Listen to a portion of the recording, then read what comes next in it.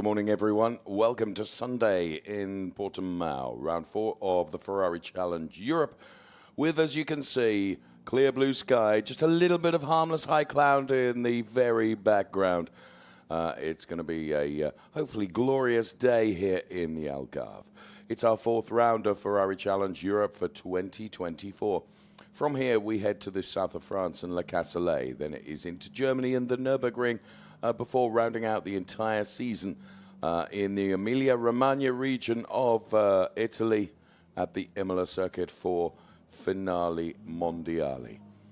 Great shot there of the circuit, and this is the region in which we are. Set among the rolling hills of the Algarve countryside, this is the Portimão circuit. And it is quite a test for our drivers of that, there is no doubt, and many of them experienced that just yesterday, of course. Our first day of race action. Track temperature 19 degrees, current air temperature 18 degrees. Now, this track was actually built in 2008. And primarily because of its undulating nature, it's been compared to elements of Spa and the old Nürburgring. It's about 20 minutes from the coast, 90 from Faro, and around 300 kilometers from Lisbon. So depending on how you count the corners, we have it as 14. This track animation has it at 15. 4.882 kilometers, 14 turns, 6 left, 8 right. The longest straight. The run from the last turn through to the first turn is very nearly a kilometer long at 969 meters. Champing at the bit to get out there on track for qualifying in Coppa Shell Am is Zeus Grimpias and Shintaro Akatsu, both coming from the Ineco team. And there is Eric Cheung, who put it on pole position yesterday. The Coppa Shell Am driver Eric Cheung being helped into his Ferrari 296 Challenge car by the Formula Racing team. The number 150 car is driven, of course, by Alvaro Ramos. Portuguese, and great to have a Portuguese driver and Portuguese team at the home round in Portugal. And you can see there Alvaro in discussion with one of his engineers about how to tackle this really rather challenging circuit as Mutlutazev jumps into his car as well. We say good morning to my German colleague, whose English is better than mine, Nico Spalek. Oh, what odd and fairly inaccurate, but thank you for being with us and joining us in this early morning hour, relatively, here in the very west of Europe, as we anticipate qualifying 2 for all our categories. And as you said, we kick it off with Coppa Shell Am. Andrea Levy, very quick yesterday, had a very, very good lap in qualifying. However, track limits meant that his fastest lap didn't count, which meant he had to start a lot lower on the grid as he wanted. Had a fairly eventful race and made up quite a few positions. And he will obviously hope that he will qualify higher up the order than yesterday. There is Paolo Scudieri in final stages of preparation. Still has time to say good morning to us. Good morning, Paolo. Yeah. Great to see a little bit inside the helmet and get to see the faces of our competitors. And not only competitors, but I think without exception, very, very nice people as well. I would agree with that, and one of those is Dr. Stephen Earle, the Gazelle racing driver who so enjoys racing here in Europe. American, lives in Texas, but chooses to race here in the Ferrari Challenge European Series, and considers every one of the events part of his vacation allowance of any particular year, and we're thrilled that he is here. The Go Motorsport Engstler driver Roland Hertner, I thought, was very impressive yesterday. You can see him lining up. He's about the 3rd driver to go out onto the track. And Alvaro Ramos is just behind as the green flag is flying now to get this qualifying session underway. We've got 30 minutes on track. Generally, if the rules are followed that normally occur during the Sunday qualifying session, the drivers will go out on a set of tyres from yesterday. At a point during the course of the 30-minute qualifying session, they will come in and go onto a new set of the Pirelli tyres. So we're expecting the quickest times to come probably in the second half of this session. That being said, it doesn't always run to form, as Andreas Koenig, who I had a conversation with just a few moments ago, he was off colour yesterday. Certainly didn't feel well, and you could see that in his racing. There is no question. He was under the weather. Well, tells me this morning he's feeling a whole darn lot better. So expect to see Andreas Koenig back to his best. Here's Lisa Clark then, and Lisa Clark is a well-travelled racer, having raced not only here in Europe and taking the Coppa Shell Championship in North America last year, continues to race in North America. In fact, a bit like me, she'll be hot-footing it from here in Portimão to the Watkins Glen circuit in North America just next weekend, where the Ferrari Challenge is back on track once again. Yeah, make us jealous. Come on. No, not at all. That was for no purpose other than continuing the wonderful Ferrari narrative of the challenge, reaching out its tentacles of appeal around the world. The Tentacles of Appeal is the new hit single by Dave and Lisa Clark, coming to a streaming service near you. Ideally at racers.ferrari.com. We would so love to hear that. I don't think everyone would.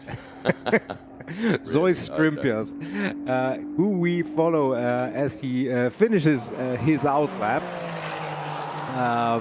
and starts the first timed lap, as you already said. And great innovation. We throw both the track map as well as the telemetry onto the screen for you, and when the speed indicator is green, that means he's accelerating, and as you can see, when it turns red, that means decelerating, braking, and we don't expect this lap to be the one that will stand on the timing screen come the end of the session, but it's great to follow Zois around the track and see how and where he brakes into the respective turns, and it gives you an indication of the speed differences between the very slow corners, especially the hairpin, and the parts of the track where he really is able to put the foot down and get the most out of the magnificent power plant that propels these 296 Challenge cars.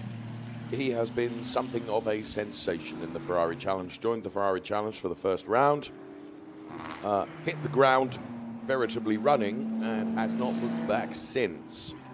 Has no racing pedigree or experience. This is his first competitive season in any form of motorsport. And by Jiminy, it has been a debut littered with success. And to the point where, after many discussions, I said to Zois, "You're not telling me the truth here. I cannot believe you've never raced before. It's absolutely not, you know."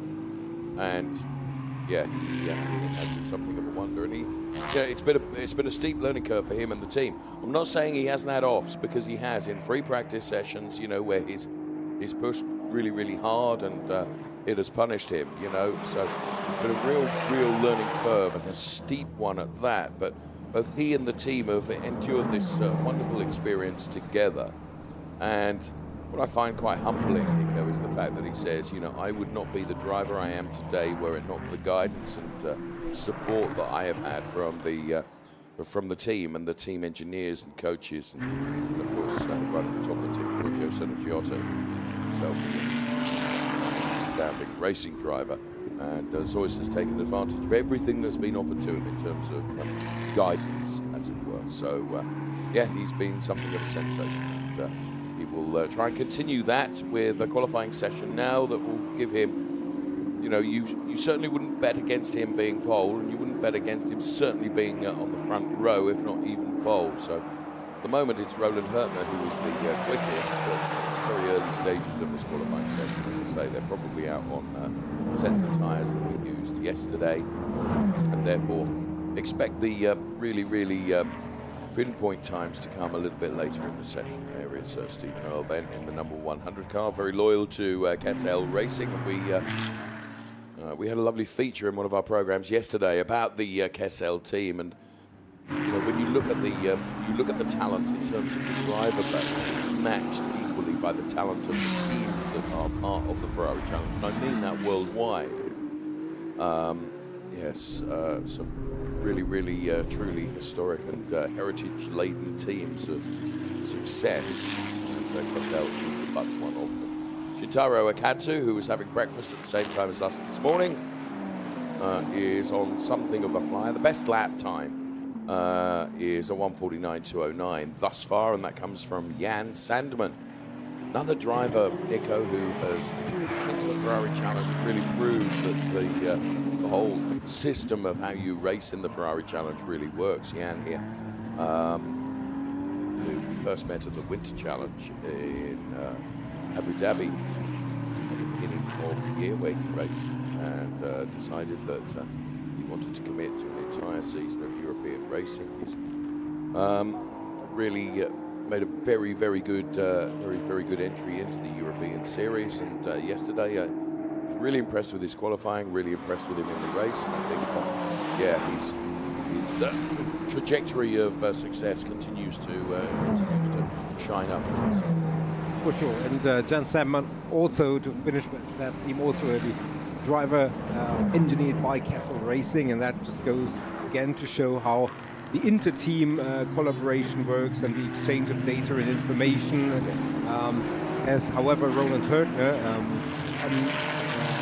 does my previous sentence, because he's just gone to the top of the timing chart with a significant distance, 1.4 seconds to the good in this early stage of qualifying, and there is that Jan Sandman car? It looks like it. Paying homage, of course, to the hypercar colour scheme, and how successful was that? Just a few weekends ago at the Le Mans 24 Hours, 2 wins in hypercar.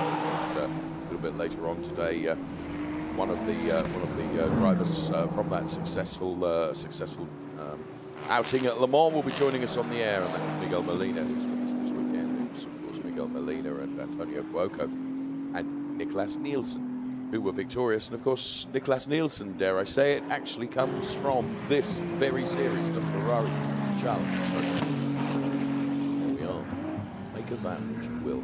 Jan Sandman now is the quickest driver, having just bested Roland Hörtner by 6/10. So it is Jan Sandman from Roland Hörtner, so Skripias, Budlu Tarzev, Guy Favre, Stephen Earle and Alvaro Ramos. Those are the drivers that have set times thus far. We are waiting for times from Paolo Scudieri, Shintaro Akatsu, Louis Peruskia, Talal Shayer, Lisa Clark, Andrea Levy and Eric Chiu. And also going to be setting times in due course will be Andreas Koenig, who was suffering a bit yesterday, and we're expecting to see him back to perhaps not his best, but certainly better than he was yesterday, and that's exactly what he told me earlier on as Jan Sandman goes quicker still, as you can see from the colour bars on the cumulative clock to the right-hand side of the graphics at the bottom of your screen. If the bars across S1, S2 and S3, which of course indicate the sectors, if the bars are blue, it's personal best. If the bars are purple, then it means it's quicker than anyone. And well, certainly that has been the case through Sector 1 and Sector 2 for the Kessel Racing driver Jan Sandman. As now he rounds the final turn, he'll hope that he's able to turn the Sector 3 bar purple as well, because that will be indeed a 7.5 tenths quicker time. So a 1:45.634, which gives him a margin of 1.353 over Roland Hörtner at the moment. So and there you can see, Jan will say that it's still got some more tenths to find, because that sideways moment where he was scrubbing speed off and quite some bits of rubber means that he'll probably find yet still more improvement. So there we are, early stages of this qualifying. We've got around about 20 minutes left, and Jan Sandman comes up against traffic, which can be and sometimes is a case here. At any circuit, you're just looking for clean tarmac so you can get about your hot laps. But I would suggest that Jan Sandman coming up against that car means, it's the car of Louis Peruskia, that this lap will have been compromised. Yeah.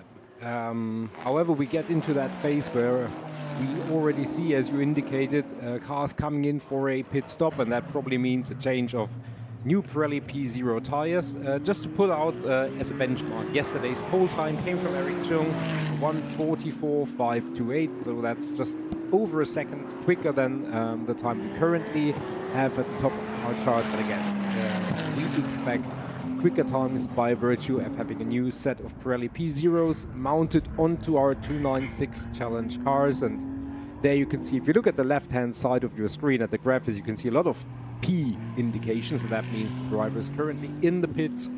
And dare I say, I think Jan Sandman might be heading into that direction as well.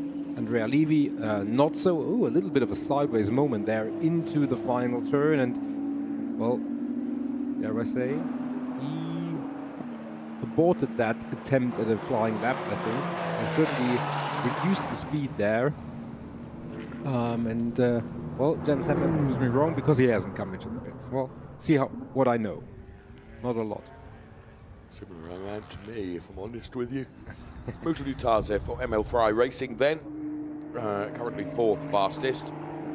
And a personal best through Sector 1. Sector 2, he lost a little bit of time in. And Sector 3, therefore, has been compromised as well. So he's 2.5 seconds down on the benchmark time that we have of a 1:45.634 that was set by Jan Sandman. Now, Inez is always scrimpy ass and conversations with the engineers.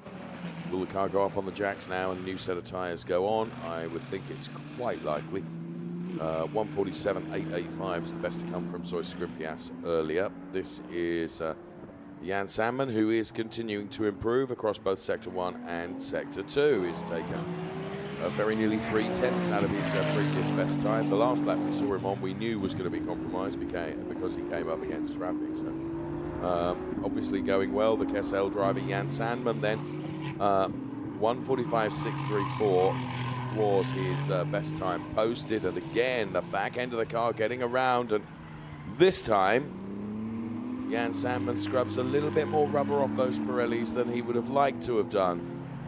And that has really rather messed that lap up, I would suggest, which is a shame because he was on a trajectory of improvement, but it just proves that you are on an absolute knife edge. Let's get it in replay here.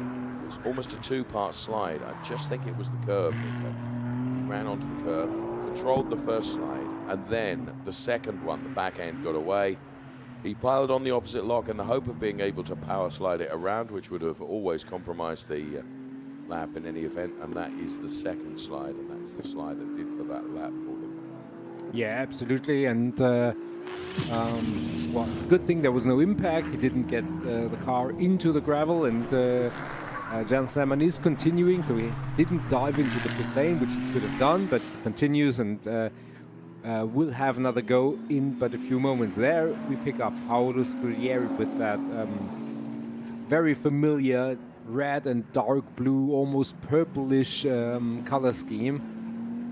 Very, very experienced and familiar and welcome competitor in the Ferrari Challenge.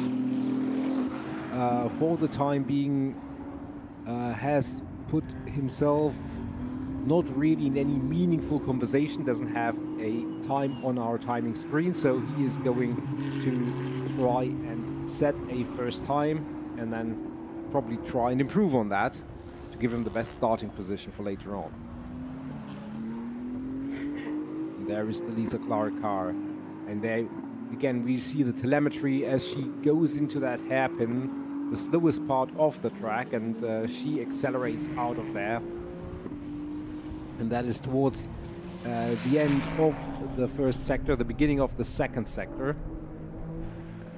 And there we have the track map where you can exactly see where the sector lines are. And so it's only this crest, down again and up again. And I did do a little bit of a track walk yesterday, and I felt walking it was even more undulating and changing than I gave it credit for from the pictures. Because the drivers, apart from the long finish straight, there is really no more than maybe 1 or 2 seconds where you can rest a little bit, and then it's already back into the preparation for the next turn. Yes, it's one of those circuits where, as you say, apart from that very long start-finish straight, which is, well, if you use part of the final turn as a slingshot into that start-finish straight, you can certainly elongate the straight to being over 1 kilometre long, and that's precisely where we are right now with Lisa Clark. It is the place where you might be able to take a breath on a very demanding lap. Demanding in terms of turns, also undulation changes as well.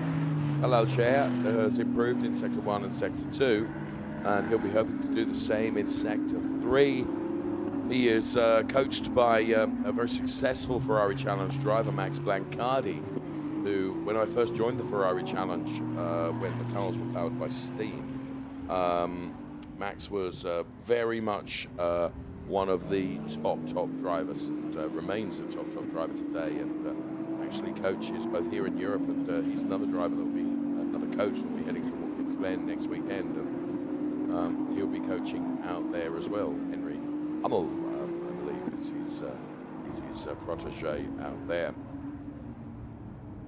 So it's great to welcome this year a Portuguese team, the Santigol Aruja Competição team, and a Portuguese driver, Alvaro Ramos. This is him, the number 150 car.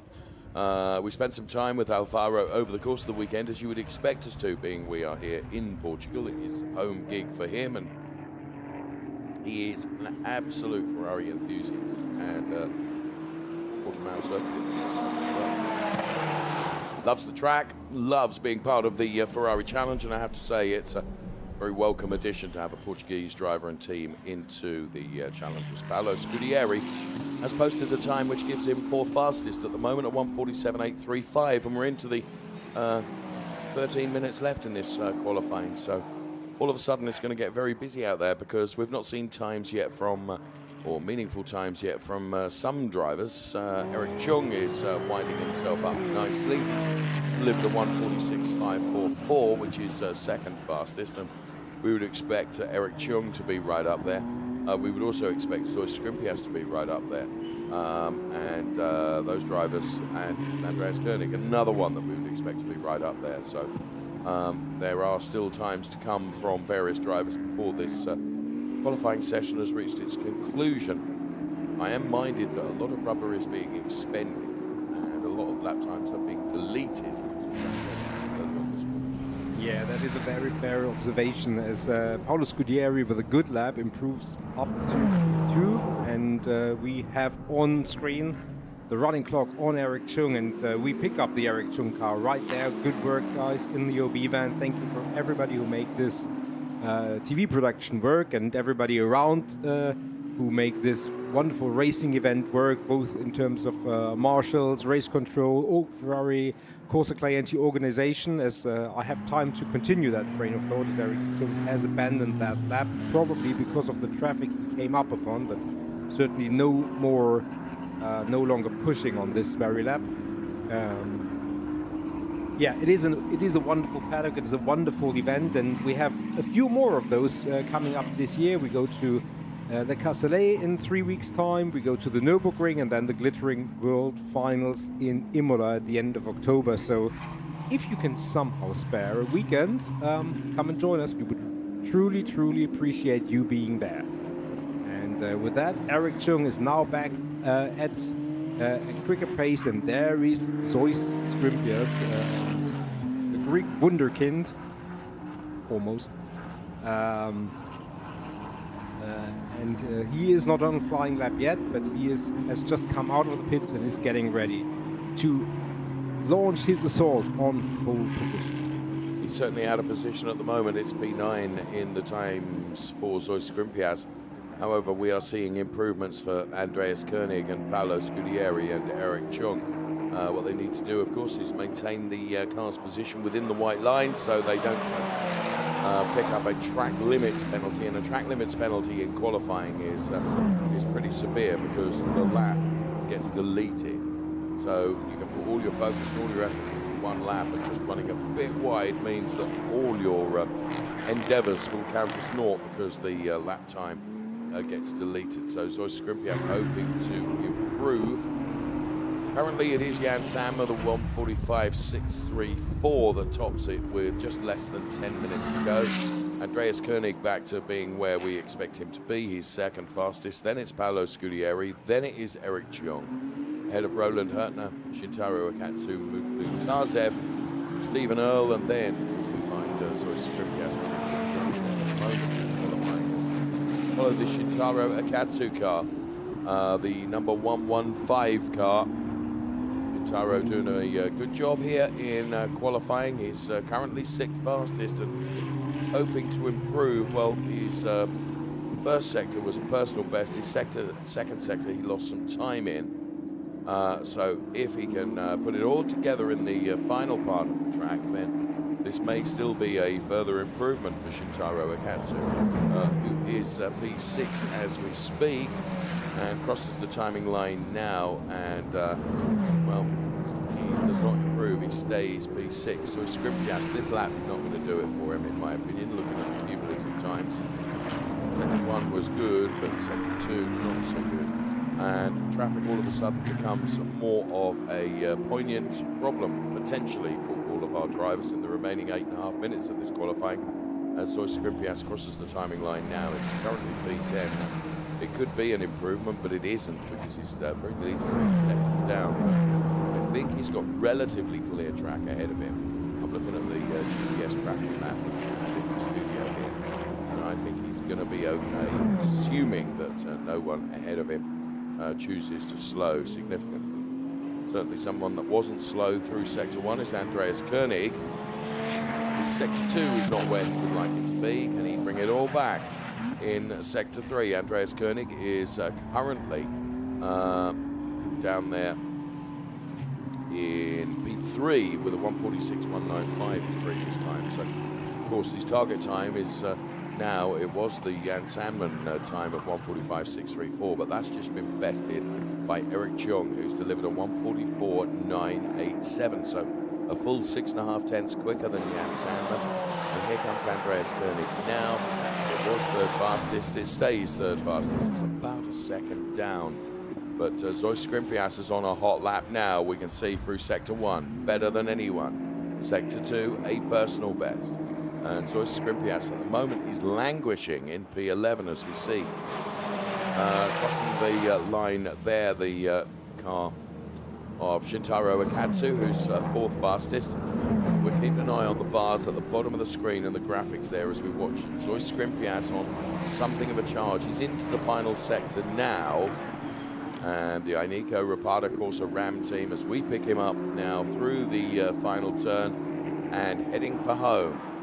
And keep your eyes on the cumulative clock at the bottom of the screen from Zoe Skripjas. He goes from P11 to P2 with a 1:45.148, and he'll feel that he can do even better than that.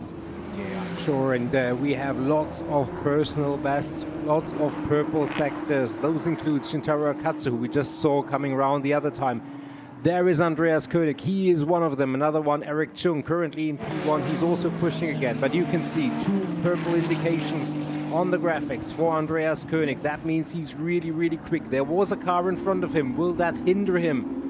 I don't quite think that the car ahead of him is slow, so I think he should be good. Across the line is only this long, winding turn.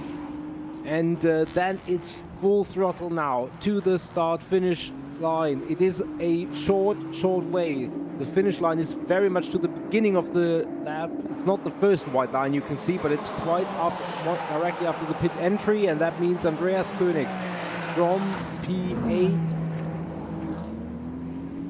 didn't do anything at the end of the lap. Lost quite a lot of time in the final sector, and that means he stays P8. Built that up rather nicely, and then it all went pear-shaped, didn't it, in the final sector, which was a great shape. However, Andreas will go again. Talal Sher has just put in a 1:45.037, which is good enough for 2nd fastest. Zoe Skripjas is on an improvement trajectory. Here we pick him up. Sector 1 purple, Sector 2 purple.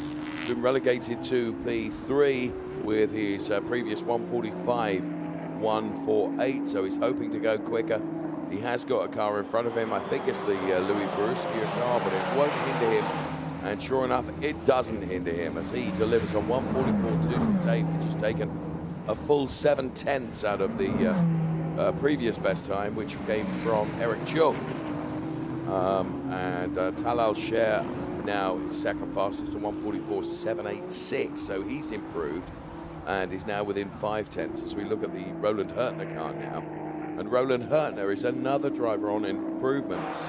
Personal best through Sector 1 and Sector 2. 6th fastest for Roland Hurtner. Make that 4th fastest as he improves 2 places. We're seeing Roland Hurtner go really well this weekend. The Portimão track really suiting his driving style.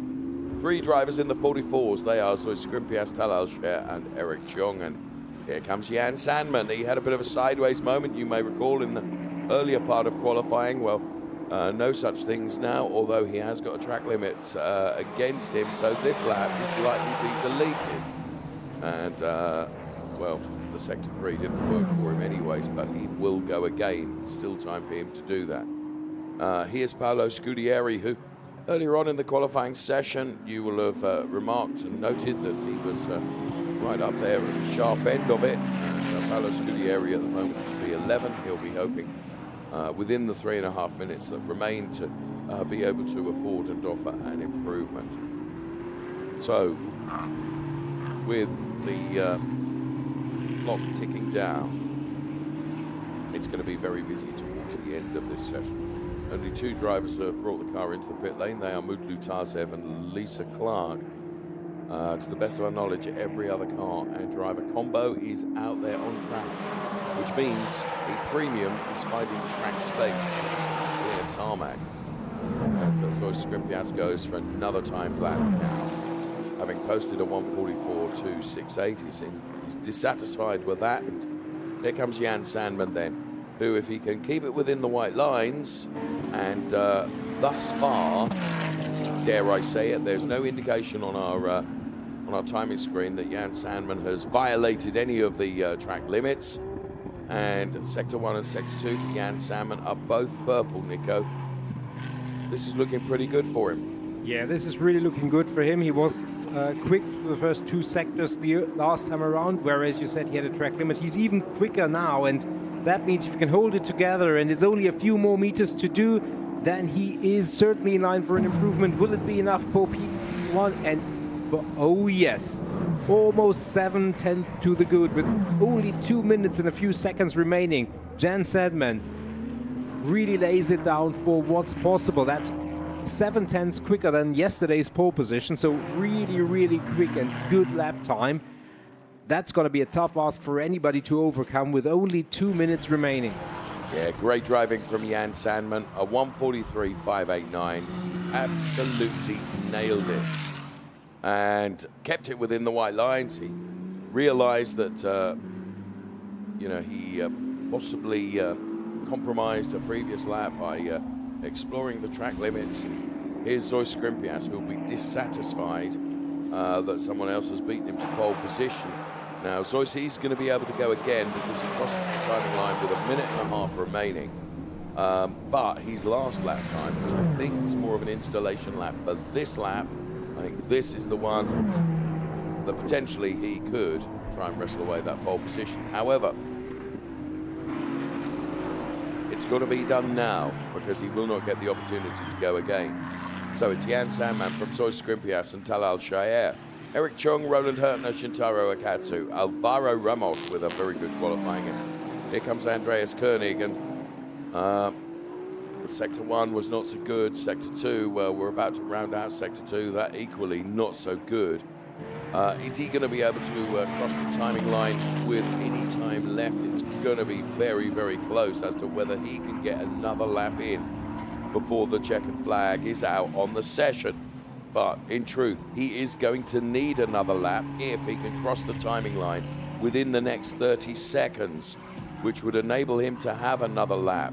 It is going to be really, really close, and I rather think he's just going to miss the cut.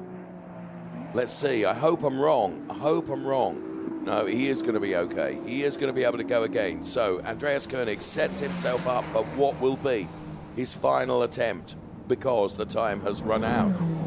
So Andreas Koenig then feeling really rather unwell yesterday, and you could see that as he raced, certainly with not the normal panache that we expect from Andreas Koenig. Hopefully today will be a better day for him. Eric Cheong has closed his qualifying session with an improvement. He goes to P3. Shintaro Akatsu now relegates Eric Cheong to P4. Jan Sandman has parked the car in the pit lane. He's done all that he can do.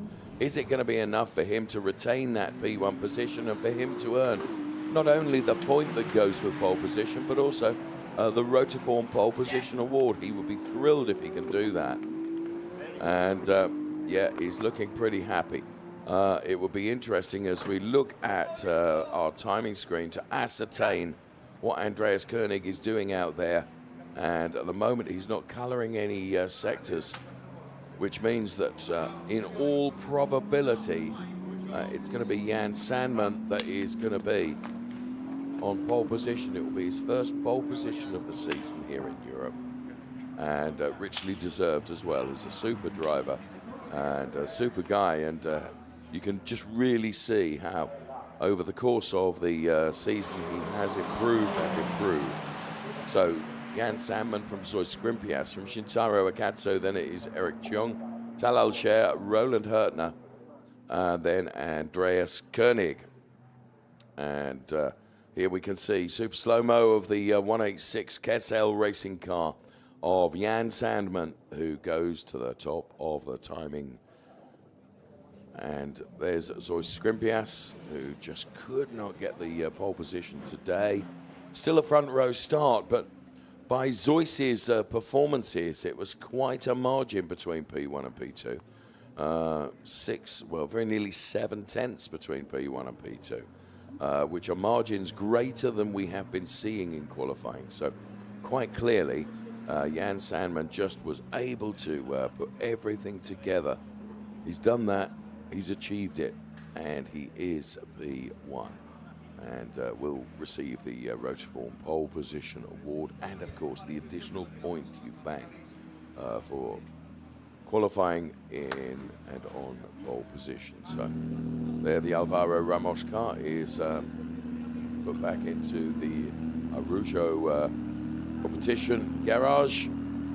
P8 for Alvaro Ramos. Good qualifying from Alvaro. 4th row start for him at his home race. So good to see. Here's confirmation of the classification then. Jan Sandman is our pole setter ahead of Zoe Skrimpias, Shintaro Akatsu. Then it's Eric Cheong, Talal Scher, Roland Hurtner, Andreas Koenig, Alvaro Ramos then. Those are the first 4 rows. They're ahead of Stephen Earle, Guy Favre, Andrea Levy, Paolo Scudieri, Mutlu Tazev, Lisa Clark, and Louis Peruskia. Then rounding out for our first qualifying session of day 2 of racing here at the Portimão circuit. From Nico and from myself, thank you for watching. Goodbye.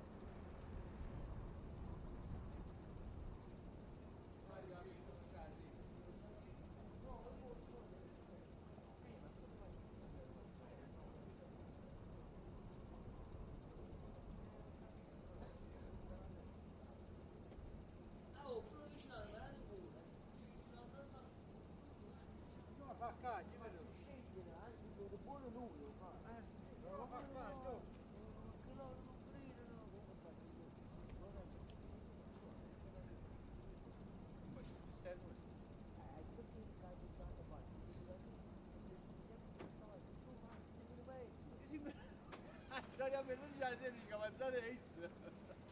Pá.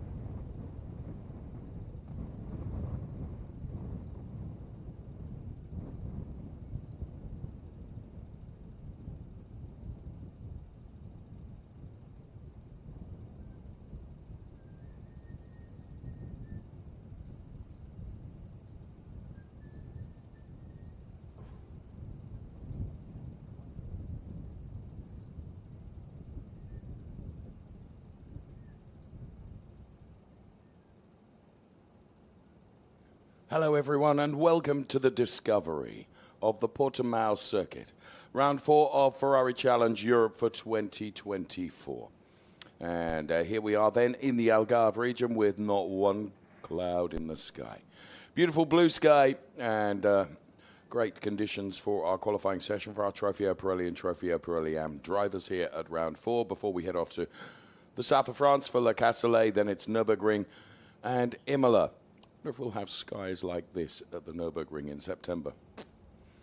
It's doubtful, if I'm honest with you, but this is where we are right now, and the conditions just set perfect for our Trofeo Pirelli drivers here in the Algarve. We've had our Coppa Shell Am drivers out on track already, so a little bit of rubber will have gone down to enable our Trofeo Pirelli drivers to make the most of the conditions that are available to them. 28 degrees the track temperature, 20 degrees the air temperature, and just a little breeze of around 6 kilometers per hour. To keep us cool over the 30 minutes of hot rock and high octane action that will come in this qualifying session. And the Trofeo Pirelli drivers, both Pirelli and Am, will take to this circuit here. As you can see, it's really rather more undulating than the graphics would indicate, but it is. But the critical point of this track, in my opinion, is the run out of the final turn and then up towards turn number 1, where a start-finish straight of very nearly a kilometre in length. In the Drivers' Championship, then, it's Philip Barron that heads Giacomo Altoe by a point, 79 playing 78. Ben Svalint is some 11 points further behind. Then Luca Ludwig, who had a fantastic day yesterday, is currently P4 in the Drivers' Championship points for Trofeo Pirelli. So still very much everything to play for as we start the second half of this season. And, of course, during qualifying, there is also a point up for grabs for gaining pole position. In Trofeo Pirelli Am, it's Hendrik Viola ahead of Marco Zanazzi and Klaus Sebranson. Klaus was very, very strong yesterday. And don't rule Andrew Morrow, the current Trofeo Pirelli UK champion, out of this championship chase either, Nico. No, and I mean, isn't it great that if you combine the gaps between P1 and P2 in Pirelli and Pirelli Am, the total is 3. I mean, that is just a level of consistency and just shows as we roll through the remaining standings in the Pirelli Am, and you can see there is quite a lot of drivers who have scored points. But at the sharp end, it really, really is competitive, and that just underscores how important one extra point for a pole position, which is up for grabs in this session, aside from the right to start at the very front of the pack, is. So it is indeed very, very close, and there is our overall championship leader in Pirelli. That's Philip Barron, but as we saw, it is a close one, and there on the right-hand side of your picture, the number 2 car, which for the moment is propelled by muscle power and which will be propelled by a, dare I say, much more potent power plant in but a few moments, the Giacomo Altoe car. And there is Hanno Laskowski, the number 85 car, also still very much in play for the Trofeo Pirelli Am. Hasn't had it all his own way thus far this season, including yesterday. Where he was involved in a very, very interesting and magnificent battle, a 3 or 4 car wide battle, and unfortunately he was kind of forced into trying to make a move, and that didn't work out, but and he lost quite a few positions, and as such his race result wasn't what it could have been. But you know, sometimes that's just the run of luck, and he didn't have it yesterday. He'll certainly hope for more of that today. And Giacomo Altoe yesterday for Emil Frey Racing didn't win the race, which was testament to how good Luca Ludwig was in the race yesterday. Giacomo will be disappointed. He'll be hoping to right the wrongs of yesterday today. It was still a good finish for him. But he's been so used to winning that it becomes, when you've got that habit, it becomes a very difficult one to break. And it was broken yesterday by the German driver, Luca Ludwig.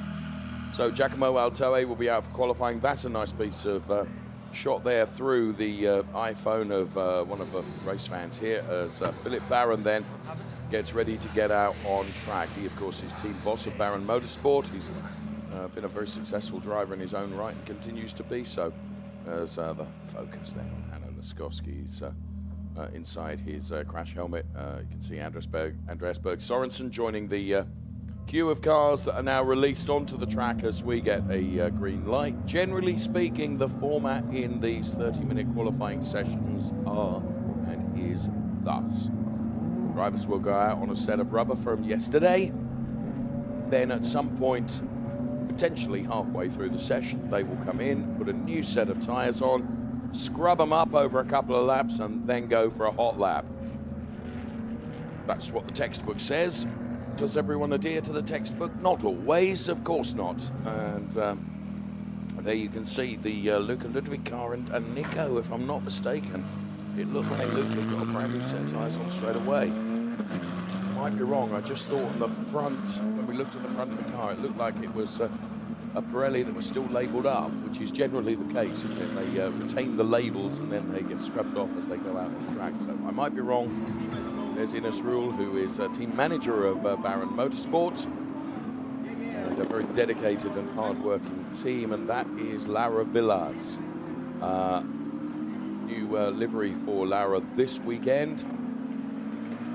And she, another one of the young, talented drivers, making a name for herself with the team of Zenith Scuderia and, of course, the Ferrari Challenge. So, yeah, we wish well to Laura in her qualifying session, as we do all the drivers. They head out on track then. And it's going to be a busy track during the course of this 30-minute qualifying session, because there are some 26 drivers that have got to set their lap times. And that means across this 4.8-kilometre circuit, Nico, that, you know, there's going to be traffic there or thereabouts. And what, of course, the drivers are looking for is a clear track ahead of them so that they can focus on just nailing every apex and getting the best out of every corner so that they can set their fastest lap time. Lucio Vigani, who is Pirelli Motorsport Manager there, looks on. And he will, like me, be jetting off to Watkins Glen as soon as we're finished here in Portimão, as we then the Ferrari Challenge North America takes back to track next weekend, just outside New York, so just outside, 3-hour drive from New York to Watkins Glen. So yes, the very, very healthy grid of 296s in North America will take the track their next round at Watkins Glen. So what have we got? We've got 26 Trofeo Pirelli and Trofeo Pirelli AM drivers out there for qualifying. The Pirelli drivers have the red strip across the top of the windscreen, easy for you to identify. And the AM drivers, like these two, have the white strip across the top of the windscreen. And we're delighted to see a welcome return to Axel Sardigan, last year's Coppa Shell champion. Missed the rounds so far this season through injury brought about by winter sports, nothing to do with motor racing. And then yesterday, very, very frustratingly for him, he wasn't able to take to the track, but he's back out there today and he's qualifying. And very interesting to see what Axel Sardigan can do. Very excited to be back racing again. He's a huge enthusiast and fan of motor racing, and supremely colourful character. Talking of colours, so too is Henrik Viol, and certainly his car is as well.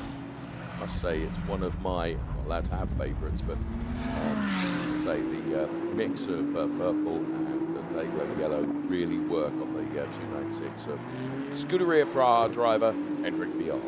Yeah, absolutely. And just having the Axel Sardigan car and then the Henrik Viol car, it's the great contrast between very traditional Ferrari red and the very unmistakable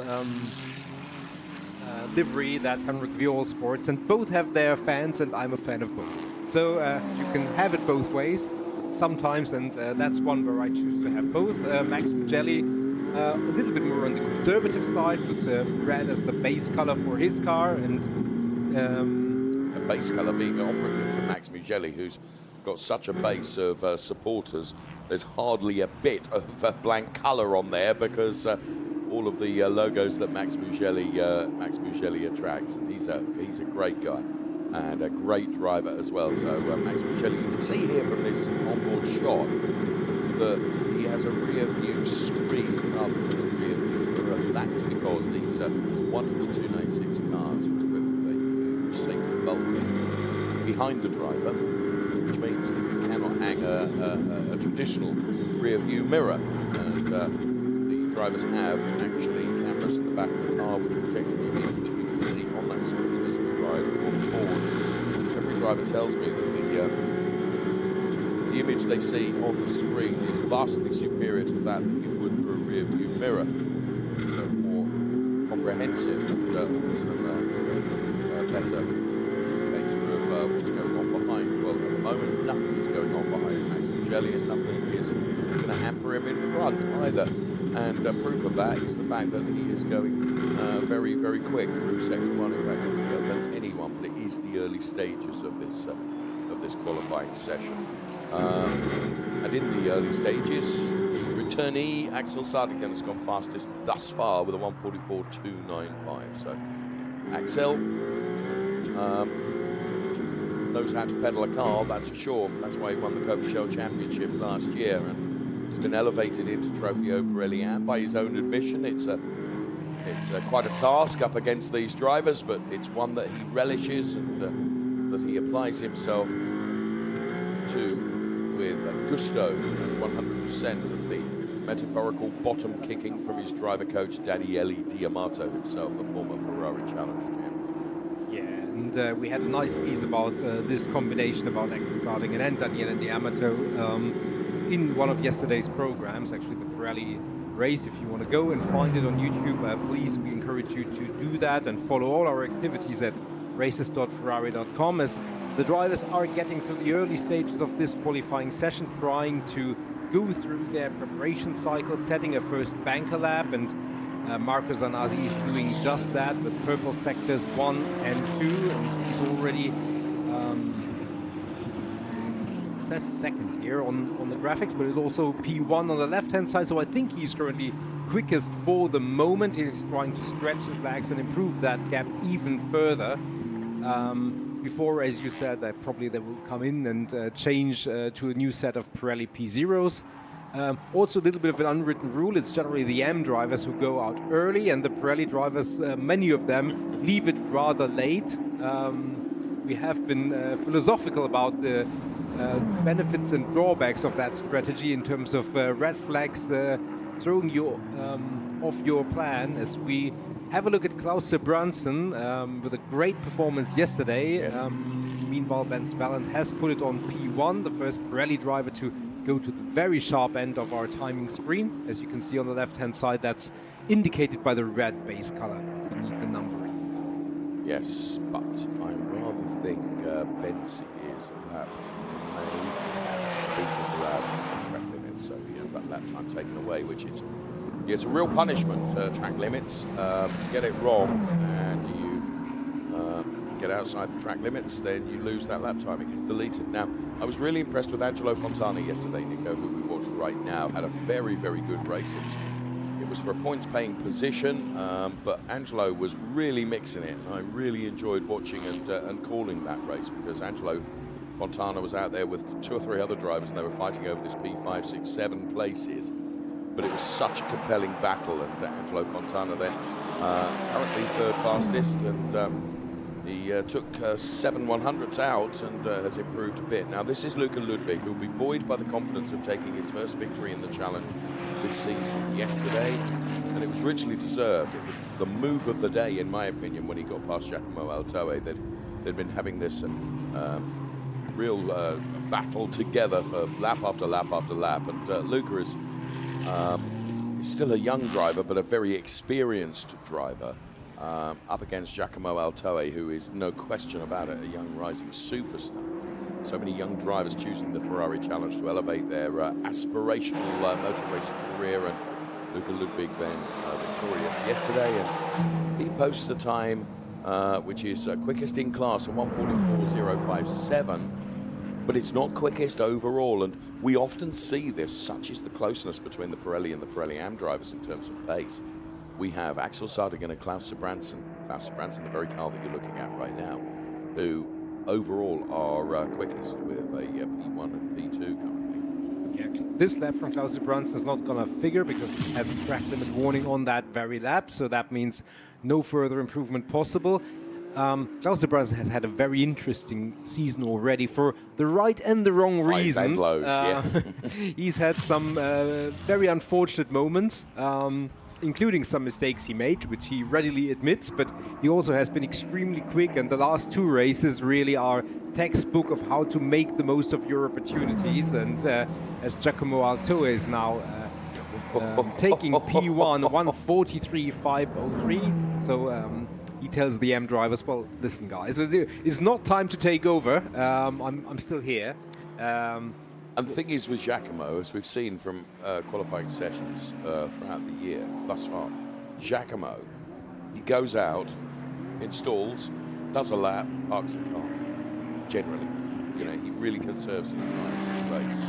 But of course, he's ready to respond if anyone attempt to better his time. Of course, every driver is attempting to do that. We saw just very briefly Andrew Morrow, who had a fine race yesterday. So current Trophy of Pirelli UK champion.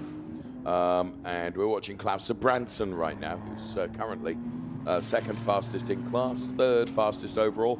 Only 2 drivers into the 43s. They are Giacomo Altoe and Axel Sartingen. So 1 apiece for Pirelli and Pirelli Am, the way it stands at the moment. And Axel Sartingen is in the pit lane. Klaus Branson most definitely is not. He's still out there on track. And quite some drivers are out there on track, as he indicates. Right, get the coffee ready. Klaus Branson is coming in. yeah, absolutely. No. And to finish the thought, you were starting in the race yesterday. The top 3 drivers were Pirelli drivers, but 4, 5, 6 were the top 3 in the AM. Yeah. So it really shows how close the drivers are, even between the subcategories, between Pirelli and Pirelli AM. As Giacomo Altoe takes the swing and all the momentum to the outside of the track and swings around and is further improving. 1:43.408. Credit to Axel Sartingen. There's only 26 100ths off the pace from Giacomo Altoe at this stage, and there is his 296 challenge is refitted, or retired, as I say, with a new set of Pirelli P0s. And the track currently is a relatively calm place. Yes, I agree. More than half the drivers are currently in the pit lane, and another good percentage is on their out laps, so not doing very, very quick lap times. There's only like 6 or 7 who are going around the track at pace, but with 17 minutes remaining, that will change in a hurry once those drivers will file out of pit lane and go about the second half of their quali business.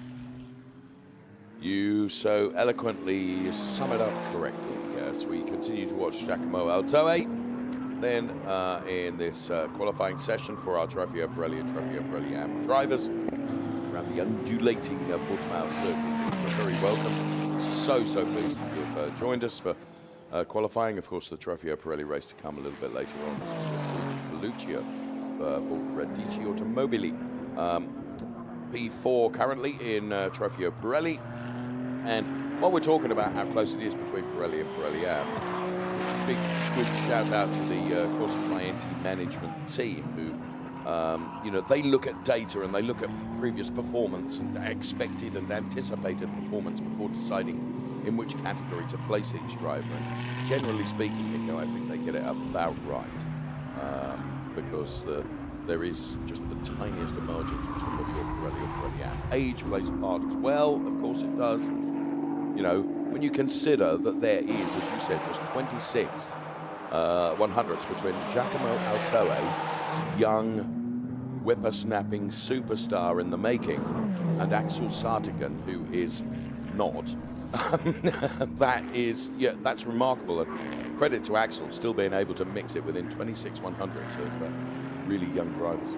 Yeah, and we heard from him yesterday. He did a 30-year break of motorsport, did some racing in his youth, and then when he still had to listen to his mother, well, everybody still listen to your mothers at any age, he went back racing much later in his life, and he's really found his calling, I want to say. And as you can see, I mean, he is really, really quick. He, as you said, Shell champion from last year. His other calling, if I can interrupt you, would be as a stand-up comedian, because he is one of the most enigmatic characters. I mean, every driver in the Ferrari Challenge is a character in their own right, but Axel is just a laugh a minute. Whether it's in the paddock, whether it's during a track tour when he's on his moped or what, he's just great fun. And the iconic image that we saw of Axel in that piece that you're talking about yesterday, that we saw in our program, do check it out on YouTube or the Ferrari channel. With the photograph of his championship-winning T-shirt with him looking so aggressive on a moped in the pits, it's just lived with me forever, and I'm proud to say I'm the owner of one of those T-shirts. Well, don't expect those to come on any platforms for sale anytime soon, because Dave is going to hold on to that for eternity. No, really, really great characters, and both behind the wheel and in the paddock, a really, really good atmosphere and a good camaraderie as well. As we take another look at the number 13 car, and that is Luigi Coluccio, who joins the Ferrari Challenge here in Hungary. Time traveling a little bit, as Danilo Del Favaro, who's currently... He's traveling, look. He is traveling.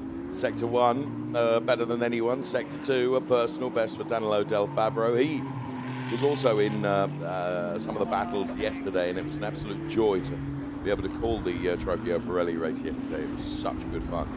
Danilo is currently 4th fastest, but this could well be an improvement for him. Anders Bidstrup is also, we're running the graphics on and the clock on, as Danilo Del Favaro goes from P4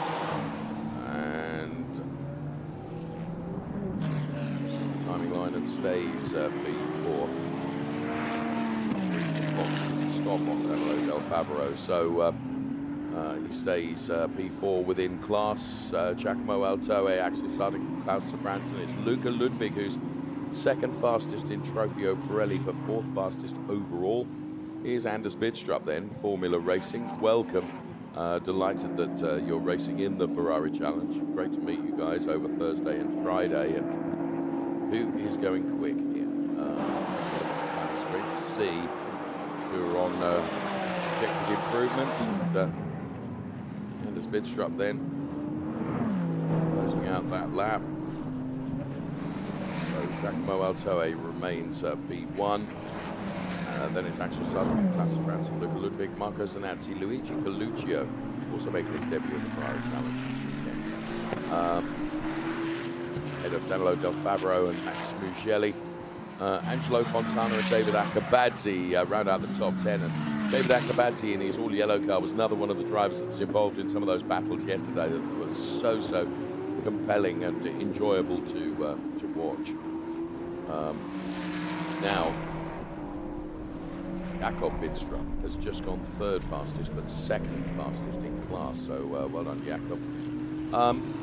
3 drivers in the 43s. They are Giacomo Altoe, Axel Sutkin, and Jakob Bidstrup, who I just mentioned.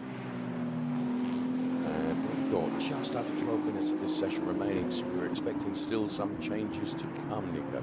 Yeah, definitely. And if we look at our timing screen here, we have Ben Svalent and Philip Barron, the last 2 drivers. Neither of them have scored a time on our timing sheet, but combined they have 9 track limit violations, and that means all the laps that they have done thus far have been disallowed, because they did do reasonable laps, and in some cases, as we talked about, went to the top of the timing chart for a moment.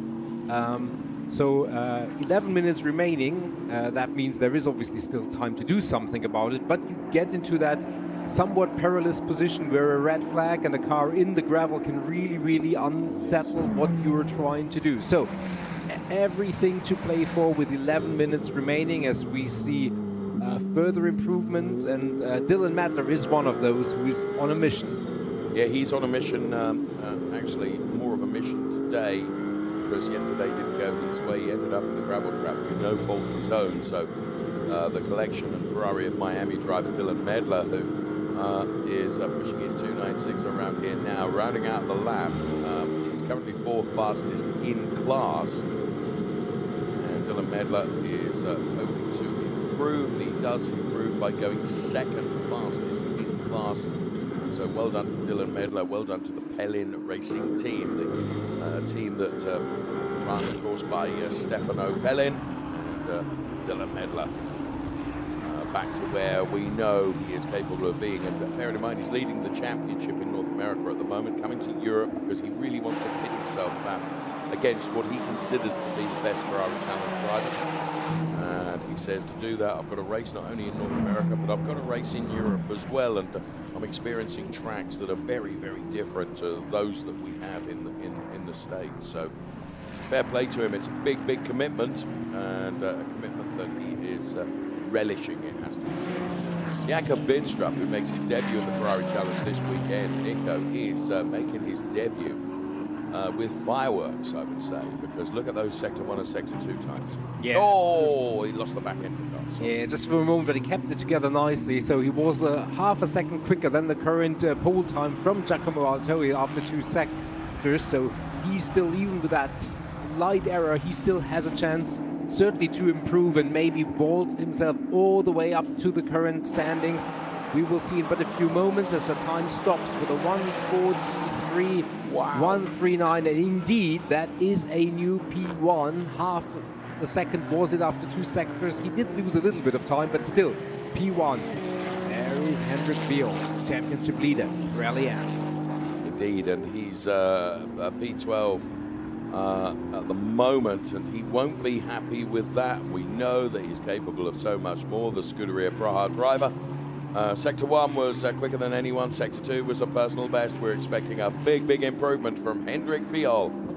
As Nico says, championship leader and great, great driver as he heads for home with just 8.5 minutes of this session remaining.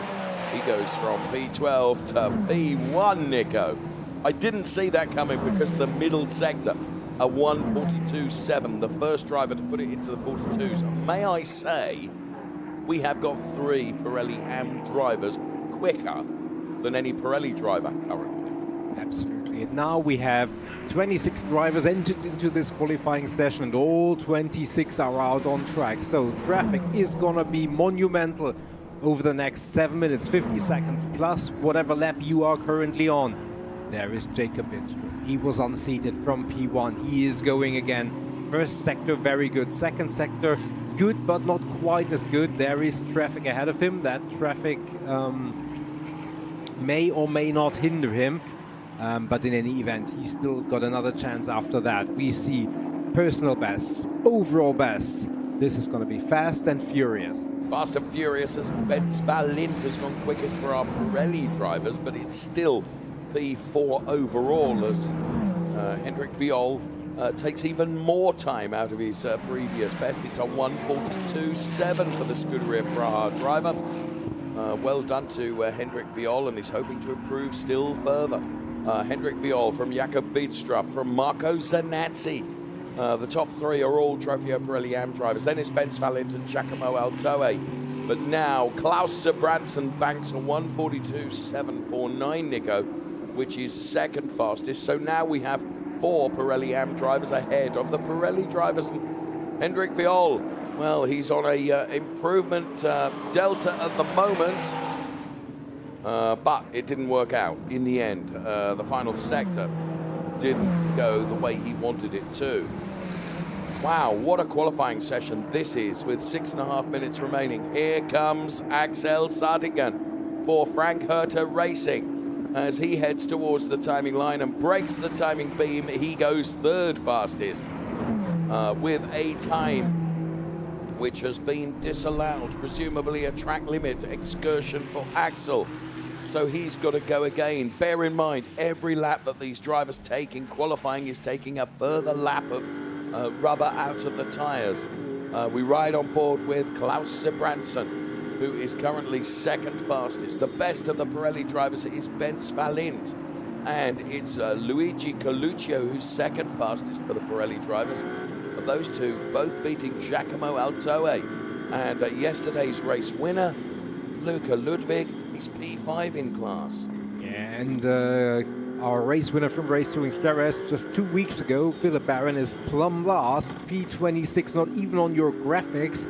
He is not on a very quick lap, but he is preparing himself to go out very, very soon. And, you know, he is very much on the hot seat in this one. He hopes everybody keeps it on the grey stuff. Let's see. Well, he does put in a time that propels him up to P21, not where he wants to finish this session, but he's moving up the order. Klaus Brunson just finished his lap, P2 overall, and he's pushing again. We expect the times from some of our Pirelli drivers to really come down. 5 minutes remaining, and there is the 86 car. And the 86 car, that is Ben Svellen, the best of the Pirelli drivers for the moment. And he's got the best sectors in Sector 1 and Sector 2. But he has got a track limits violation, and therefore this lap won't count. Just been looking at the track limits tally, Nico. Ben Svellen, 7. Andrew Morrow, 7. Axel Sardigan, he's been delivering newspapers, 9. And, you know, my goodness me, that means it's 9 laps wasted, effectively. Yeah, definitely. Or that is really, really tough, and it has cost many of the drivers already. Giacomo Altoe, he's put in. He is currently in P2 and he's pushing again, and he's on a trajectory to potentially take P1. He's just been pushed back one position in class, currently P3, but he's hopes that by the end of this lap he can be at the very front end of our timing screen and on provisional pole position. But also Luca Ludwig is pushing now. Yesterday's race winner, Klaus Branson pushing again, Philip Barron pushing. Expect the order on the left-hand side of your screen to change, and change now as Giacomo Altoe takes it onto P1, and by a huge margin, 8.5 tenths. A 1:41.834 as Klaus Branson delivers a 1:42.692. Giacomo Altoe, quickest driver out there. Provisional pole for Trofeo Pirelli's David Akabadze is in the gravel. Nico, what were we saying about you could get strife in a qualifying session? Is that car far enough away from trouble that they'll allow the session to continue? Inevitably, there's going to be a localized yellow. Here is Luca Ludwig. We've got a red flag, Nico. And for Luca Ludwig, that is disastrous because he would have been able to finish his lap if not for the red flag, but it doesn't count. It didn't affect him on the track, but it affects him because that lap is not counting. And with 3 minutes remaining, I mean, yes, it's time to go out and prepare yourself, but it really means you have only 1 lap to prepare yourself, and then you have to be going, and traffic will be, I mean, Sao Paulo at rush hour. I mean, that's what you can imagine. And this is James Owen getting very, very sideways and losing the car. I could see we have many cameras and screens in our studio here. I could see the look of absolute despair in Mertel Motorsport. There it is. Thank you, guys. That is Luca Ludwig's team, because they know that that red flag has cost them potentially a shot at P1, Nico. Yeah, and I mean, Luca Ludwig, he is currently in P19. Lots of M drivers ahead of him, but and that's where he would start. That's where he would start. He would have to overtake all of them, and it's going to be interesting who will file directly to the end of the pit lane and try to be at the head. And there you can already see one of the Pirelli cars come out from the pits and move towards the start. There is Colucci at the very front. But we've got to consider, Nico, that with under 3 minutes remaining, whether they will let the session go for the final 3 minutes. I do think so. I do think so that it's... But it's going to be a 1-lap dash, isn't it? It is going to be a 1-lap dash because you need... Well, our pole time provision is 1:41. That means you have to go out. You have to do that. It certainly isn't enough to do 2 laps. So no. You really have to maximize that 1 lap, prepare yourself. And there is only 2 strategies, really. Either you go out at the very front and try to have a clear, or you actually let the others get away a little bit and then come maybe 30 seconds later. Yep. It's going to be 1 lap anyway. Yep.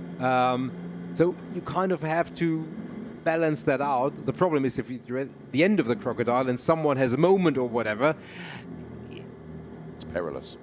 But it goes to show how much of a strategy game it is. It's not only being the quickest behind the steering wheel and the shift paddles. You really have to have a team behind you that helps you. That helps you in terms of strategy. It helps you in terms of track position. Well, he's sitting pretty, I dare say. How many times have we said that, you know, nothing can be taken for granted. And, you know, even across a 30-minute session, you know, so much can happen, and indeed has. And right in the less than glowing embers of the session, with under 3 minutes remaining, we get a red flag. And there, David is out of the car and perfectly okay. And the car will be recovered as quickly as they can. The team here in Portugal working really, really hard. And that car will be towed out, and the Scuderia Monte Carlo driver, David Akabadze, perfectly okay. And that will be pulled out of there. And yeah, well, very, very difficult for some of our drivers, that's for sure. But Giacomo Altoe, as the session was suspended with a 1:41.834, and as Nico made the point, Kim Eriksson's had enough. He says, I can do no more. He's out of the car. Hands device and crash helmet off. As Nico said, it's a big margin, 8.5 tenths between Giacomo Altoe and Klaus Branson. It's Philip Barron who very quietly, Nico, set the second fastest lap time for Pirelli drivers. There you can see Hanno Laskowski in conversation. Ben Svalint, third fastest for the Pirelli drivers. For the AM drivers, Klaus Branson, Hendrik Viol, then Jakob Bidstrup, Marco Zanazzi, and Hanno Laskowski, the very man that we were seeing just a couple of moments ago. Now, there will be some drivers that will not go back out for the session. They'll feel they've done enough, and Hanno Laskowski is one of those drivers. Yeah, but a number of drivers who I would suggest are really, really out of position. Bobby Thompson there to the left-hand side of your picture, fine racing driver himself, and James Owen, of course, Ferrari Challenge racer of great standing, and there is Hendrik Viol. So Hendrik is one of those drivers who's not going to go again, Nico, I would suggest. He's out of the car. Yeah, and I mean, the gap between P1 and P2 in the AMs is 8/100ths, and you kind of feel like, and on the other hand, Klaus Branson will be just that 8/100ths happier, but a lot happier. But for those drivers, it really the cost-benefit ratio really doesn't make sense, because you have to put the Pirelli P0s to another heat cycle and get them into the best condition. And if you've already put in a lap where you think, you know, it's maybe 98% of what I can do, those few extra 100ths really are not worth it. When you are Luca Ludwig and you're in P19 and you know you could actually be 2.5 seconds quicker, or something like that, which I think that's almost it's almost not enough, because he's 2.2 seconds off the Giacomo Altoe time. So he would think that at least 2 seconds quicker is what he should be able to do. And starting from P19 or P4, 3 makes a huge difference. Much more of a difference than Klaus Branson or Hendrik Viol could make. Let me remind you that whether you're a Pirelli driver or a Pirelli AM driver, and we look at one of those AM drivers right now, Marco Zanazzi, you start where you qualify. And that means that there are a number of Pirelli drivers that will be in amongst a load of Pirelli AM drivers, which means they've got a lot of drivers to overtake before they can even get closer to the next Pirelli driver in the competition. So the drama unfolds here in Portimão. We have a red flag on our qualifying session, and that means that for a lot of drivers, they really are out of position. And can they improve in the 3 minutes that remain? It's going to be a big task and a big ask. Absolutely, and we still don't know when those 3 minutes will start counting down. We will get the info on when the session will resume whenever we get it, and you'll certainly also get it in graphics on the screen as we take a few looks at some of the great action we've seen thus far to music.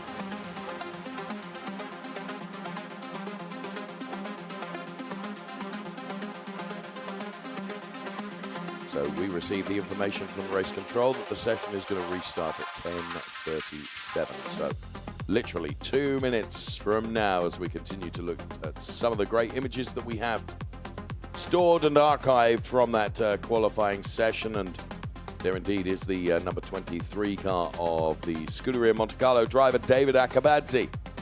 And here then, Angelo Fontana, driver of the number 80 car from Rosso Corsa.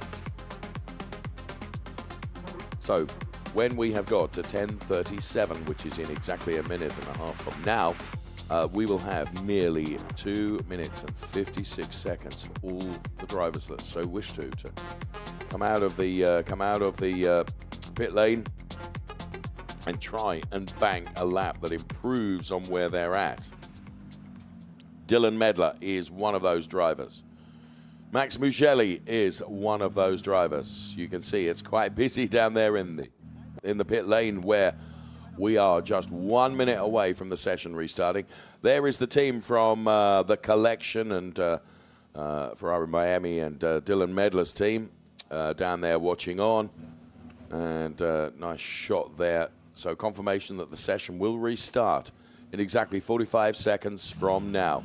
There's Klaus Sebranson. There is Andreas Berg Sorensen with the yellow and white colors on the number 7 car of Andreas Berg Sorensen. The number 12 car is driven by Gianmarco Mazzialetti. And we can see the Laura Villas car with the sweeping pink into black color combo, which seems to work so very well across that gorgeous car of her. And then Nico, perhaps the most disadvantaged by that red flag. It's the driver of car number 8, Luca Ludwig. Well, if we could paint any more drama into this, I don't really know how we could. What do we think? 10 cars going out, maybe 11? As we get the green flag and the clock immediately starts. 1 installation lap, 1 hot lap. It's like a Super Bowl all over again. As Klaus Sebranson gets out there, then we ride on board with him right now. He drives for Formula Racing. He is currently the quickest of the AM drivers. Hendrik Viol is staying in the pit lane. He's not going to come out. So for Klaus Sebranson, his threat may come from Jakob Bidstrup, although not absolutely sure Jakob is going to come out. The next AM driver to come out on track is Axel Sartinger. So there's a battle to go on between Pirelli and Pirelli AM drivers in terms of who is going to take it. Giacomo Altoe is currently the fastest driver with a 1:41.834. That margin is 8.5 tenths quicker than anybody else. The track is busy. I'm surprised Klaus Sebranson is going out Me again. too. I wouldn't have necessarily thought he might, but you never know. The team will have their reasons and will know certainly what they're doing, and there is a strategy behind it. One thing that it's certainly not going to be is not going to be there to hinder anybody in their progress. That's not how the Ferrari Challenge, the teams and the drivers operate. So he is certainly out there either to push, or if they want to try something in terms of setup, that might be the only other reason that is imaginable. But he certainly looks like, as he's in the mix of the drivers, he's trying. As we look at our track match, we can see quite a few drivers who leave a little bit of a gap, and Klaus Sebranson also now slowing down to give himself a little bit of a gap when he gives it a footfall. One of those who's very far towards the end of that queue and leaving a gap in front of him is the number 8 car of Luca Ludwig. So we will keep an eye on his timing, but we follow Klaus Sebranson across the line and into his final attempt of setting a time that will be even quicker than the one he has set already. His closest rival, Hendrik Viol, is not out there. No, but Axel Sardigan most definitely is. So, Luca Ludwig then and Klaus Sebranson, like all the other drivers, they're going to get a 1 lap shot at this as to who will be able to improve. Like you question Klaus Sebranson going for it again, but he's chosen to do that. His sector 1 time is down on previous best time, so risk reward, not sure that quite, but teams may have other reasons, as you say, him being out there once again. So Keep our eyes on the timing screen to see if anyone is colouring nicely. And indeed, Philip Barron with a purple first sector, Luca Ludwig purple first sector, and Giacomo Altoe P1 also purple first sector. So we do have a few of the drivers who are really, really pushing. Philip Barron is the first one, I believe, on track of those 3 Pirelli drivers who are trying to do something. So we might see the pole position change multiple times over the remaining seconds. The checkered flag is out. Philip Barron is just 1 turn away from the finish line. His second sector not quite as good as the first one, but still very, very relevant. He wants to improve. He wants to go up. And what can he do? I'm sorry to say, it is an improvement, but it's not enough to wrestle away at the moment that pole position. No, it isn't. Luca Ludwig, first sector good, second sector amazingly quick. So he was stopped short in his tracks just a few hundred meters from the finish line. It's certainly going to be an improvement, barring a track limit infringement. He's certainly going to improve. Is it going to be enough for row 1, P1? It is at the moment, but look who's following right behind. Giacomo Altoe. So the fight to the finish at the moment, Giacomo Altoe, he's done it. He's not been able to improve. So when it really mattered by 3.5 tenths, Luca Ludwig delivered, Nico. I mean, talk about clutch performance under pressure. That was something else. And we did see the reaction in the Myrtle Motorsport garage a little bit earlier. We don't quite see it now. Well, we get a shot now on one of our monitors. It's quite a little bit of a different sentiment, dare I say. Well done to the Myrtle Motorsport driver, Luca Ludwig. Because the pressure that he was under was immense, absolutely immense. I remind you, just before the red flag, Luca Ludwig was on the trajectory. Whether he would have taken it or not, we don't know, because we don't know how he lifted it once the red flag had been when the red flag had come out. But when it mattered, he had 1 lap to do it, and he did it. And he did it with quite a margin. I mean, he was certain he was going to improve because he was so far down the order and so far out of position. But to do it all the way into leapfrog 16 drivers on that last-ditch attempt, and it wasn't like Giacomo Altoe was just saying, well, you do it or you don't. He was going again, so we had the same conditions, the same environment to do it, and wasn't able to defend his P1. I mean, P2, first front row start, very, very good. There is Daniele D'Amato, coach to Axel starting, and who, in all the turmoil, he didn't improve further. P8 in class for him, which still respectable, but here is our result in Pirelli. Luca Ludwig then has got the Rotiform pole position award ahead of Giacomo Altoe, and Philip Barron and Benz Valent and Luigi Coluccio and Max Mugelli and Dylan Medler. They are the top 7 in Trofeo Pirelli. In Trofeo Pirelli Am, it's Klaus Zabranson ahead of Hendrik Viol. Then it's Jakob Bidstrup, Marco Zanazzi, Hanno Laskowski. Then it's James Owen, Andrew Morrow, and Axel Suttigan ahead of David Akabadze, Anders Bidstrup, Angelo Fontana, Danilo Del Favaro, Gianmarco Marzialetti, Kim Eriksson, Andreas Berg Sorensen then is 15th fastest ahead of Andreas Boris, Soto Blank, Laura Villas, and Armin Arifpour. That was drama, Trofeo Pirelli qualifying, and just 7 minutes to wait for our next qualifying session, which will be for our Coppa Shell drivers and 488 drivers.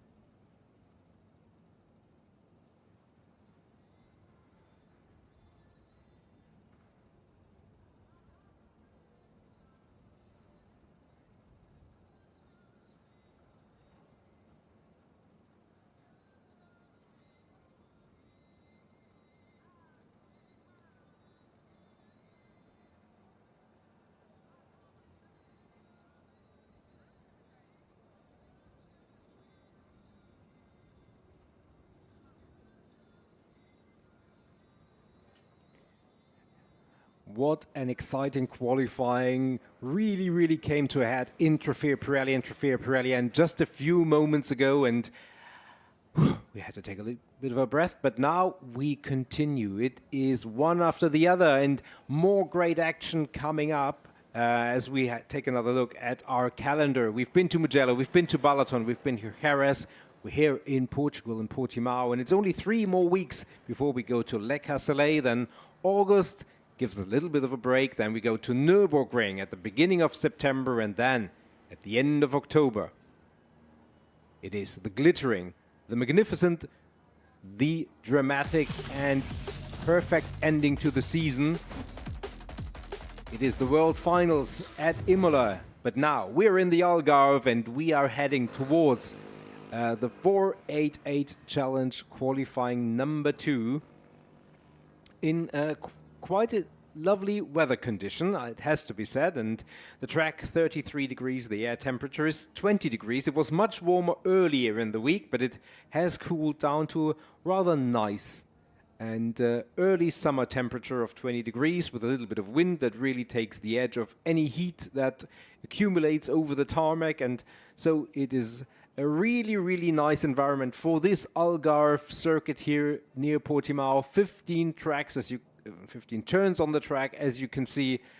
A very, very long start-finish straight, almost extended from turn 14 to turn 15, all the way down into turn number 1. And here is the long straight. You really almost full throttle from turn number 14. Full throttle is the perfect theme for Fabrizio Fontana. As you can see, a dominating lead. He, the former rally driver, or the driver with a lot of rally experience, has really taken to circuit racing and hasn't missed a beat, and has won P2 as the only blemish to his racing record. Every other race he has won, and that's a total of 5 race wins, and he wants to dearly make it 6 race wins. Today in this race here in Portugal, and there is the very car of the man that we were talking about, Fabrizio Fontana, Fafo, as it's written on his livery. Hello. He was very complimentary about you and I earlier. About you, for sure. No, about you and I. He said, when you talk my name, I am full of emotion. As opposed to what most people say when I mention their name. But he was very complimentary, Nico. And it's appreciated, isn't it? Absolutely. Pino Frascaro, who is also a great character here in the paddock and great competitor in the Ferrari Challenge. And there is Mrs. Pino. Oh. Sorry, Nico, for interrupting you. But to the right-hand side of your picture, Mrs. Pino, who is also a huge, huge character and so generous in the paddock. Comes armed with chocolate like you would not believe, and is really, really very lovely. Absolutely. We could just see Tommy Lindroth exiting the pit lane, also talking about great characters. And another one is Ivan David Murray, who gave us a very, very entertaining race yesterday. A lot of back and forth, not necessarily for P1, because Fabrizio Fontana had that sealed, it felt like fairly early, but all the other drivers in a very, very tense battle, especially Ivan David Murray, Pino Frascaro, and Alexei Komarov. And it was a little bit of a back and forth between them. Unfortunately, it also included a coming together, which right royally put Pino Frascaro out of the race. But Tommy Lindroth, he also was unlucky early in the season, not so yesterday, took a podium from the race and is, as we could see from the championship standings, very much on trajectory to finish in the top 3 in the 488 Challenge 2024 standing. I spoke to him just before the qualifying sessions got underway as he sat in the sunshine along with his driver coach, Fabian Volvend, and it was the normal greeting, hello, mister. And I said, come on, Tommy, you need a further step advancement in the podium stakes. And he said, I try. It's this man that he's got to beat. Fabrizio Fontana, who hasn't gone out yet, as you can see, is still still inside the garages with Stefano Guy talking to him, just analysing everything, and Fabrizio will be coming out very, very soon. 5 of our 488 drivers then, the Alexei Komarov, Ivan David Mari, Tommy Lindroth, Pino Frascaro, and Fabrizio Fontana. They, of course, will line up behind the Coppa Shell cars, the Coppa Shell qualifying to come at the conclusion of this qualifying session for our 488 cars. And there we can see the 219 car of Ivan David Mari, the Garage Zenith Best Lap FCI driver. And yes, his colour scheme, the traditional red of Ferrari he chooses for his car. We often said that the blank canvas of a 488 or indeed a 296 now affords the artistry that we so enjoy with the colour schemes on these cars. So 17 minutes remaining in this qualifying session. And, well, track limits, it seemed poignant to mention it right then as Ivan David Mari seemed to explore those through the hairpin.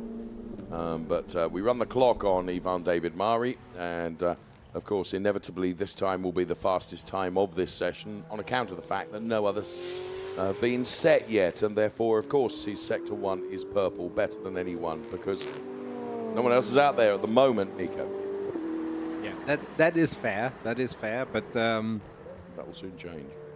That will soon change, and quali session for the 488s and in a few moments for the Shell class is only 20 minutes long. Because we split this category, or those two categories, which will race together in the race later this afternoon, but they get their own separate qualifying sessions. But as a trade-off, the duration of the session is reduced by 10 minutes, so you get a little bit less in terms of strategic maneuverability, if there is such a word. Great use of the language, that was brilliant stuff. And Ivan David Mari, he is heading towards the timing line, takes the slingshot all the way to the edge of the track, and the first time that we get on our timing screen is a 1:59.542, and dare I say, it is a first time, but it's not going to be the last word either from Ivan David Mari nor for the session overall. No, I think that's very fair. Rosso Corsa racer Pino Frascaro next to show then. And Tommy Lindroth now goes to the top of the timing screen, having posted a 1:58.054. Well done, Tommy. The driving for Go Motorsport Baron Racing Team, Tommy Lindroth. So, as you can see from the graphics on the left-hand side of your screen, at the moment it is Tommy Lindroth, P1. And then it's Ivan David Mari and Pino Frascaro then on a improvement trajectory. So he heads towards the timing line right now. And he goes third fastest with a 1:59.877. 1:59.877 for Pino Frascaro. Driving the 488 Challenge cars, which of course were such a fantastic racing car.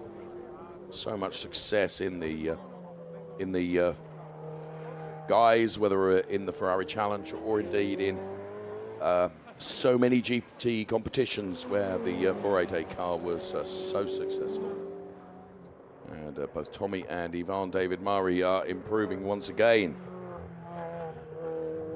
14 minutes remaining as Tommy just lets the back end of the car slide out a little bit, but as you can see, Nico, Sector 1 and Sector 2, very quick. A 1:58.054 was his previous best time, and he's looking for a still further improvement. So well done, Tommy. Of course, we are yet to see Fabrizio Fontana, but he is on his way out of the pit lane as we speak. And so is Alexei Komarov. So right now all the cars entered are out on the track. Well, I say that just in time before Ivan David Mari files back into pit lane, and that is very, very likely to get a new set of Pirelli P0s. And Tommy Lindroth takes a page from the very same book of strategy for this quali session, and in spite of being 4 seconds quicker than his previous best time, he feels like staying with the planned routine which the team had laid out for him in terms of going out, establishing a little bit of a rhythm, putting in the first banker, but then change to a new set of tires. That's what he does. Doesn't really care about his split times as much, and Pino Frescaro is the first one to follow a little bit of a different strategy. He does go across the line, and what was P3 is now P1. Well, save for the fact that a pit lane infringement is wrong. A track limit infringement means that the time is disallowed. It would have been 5.9 seconds quicker than the other times, so 152, 132. So you can see that there is still a lot quicker times in terms of possible lap times available for all the drivers, and Alexei Komarov is one who is still on his out lap, so this not a timed lap for him. He will start his first timed lap in but a few moments.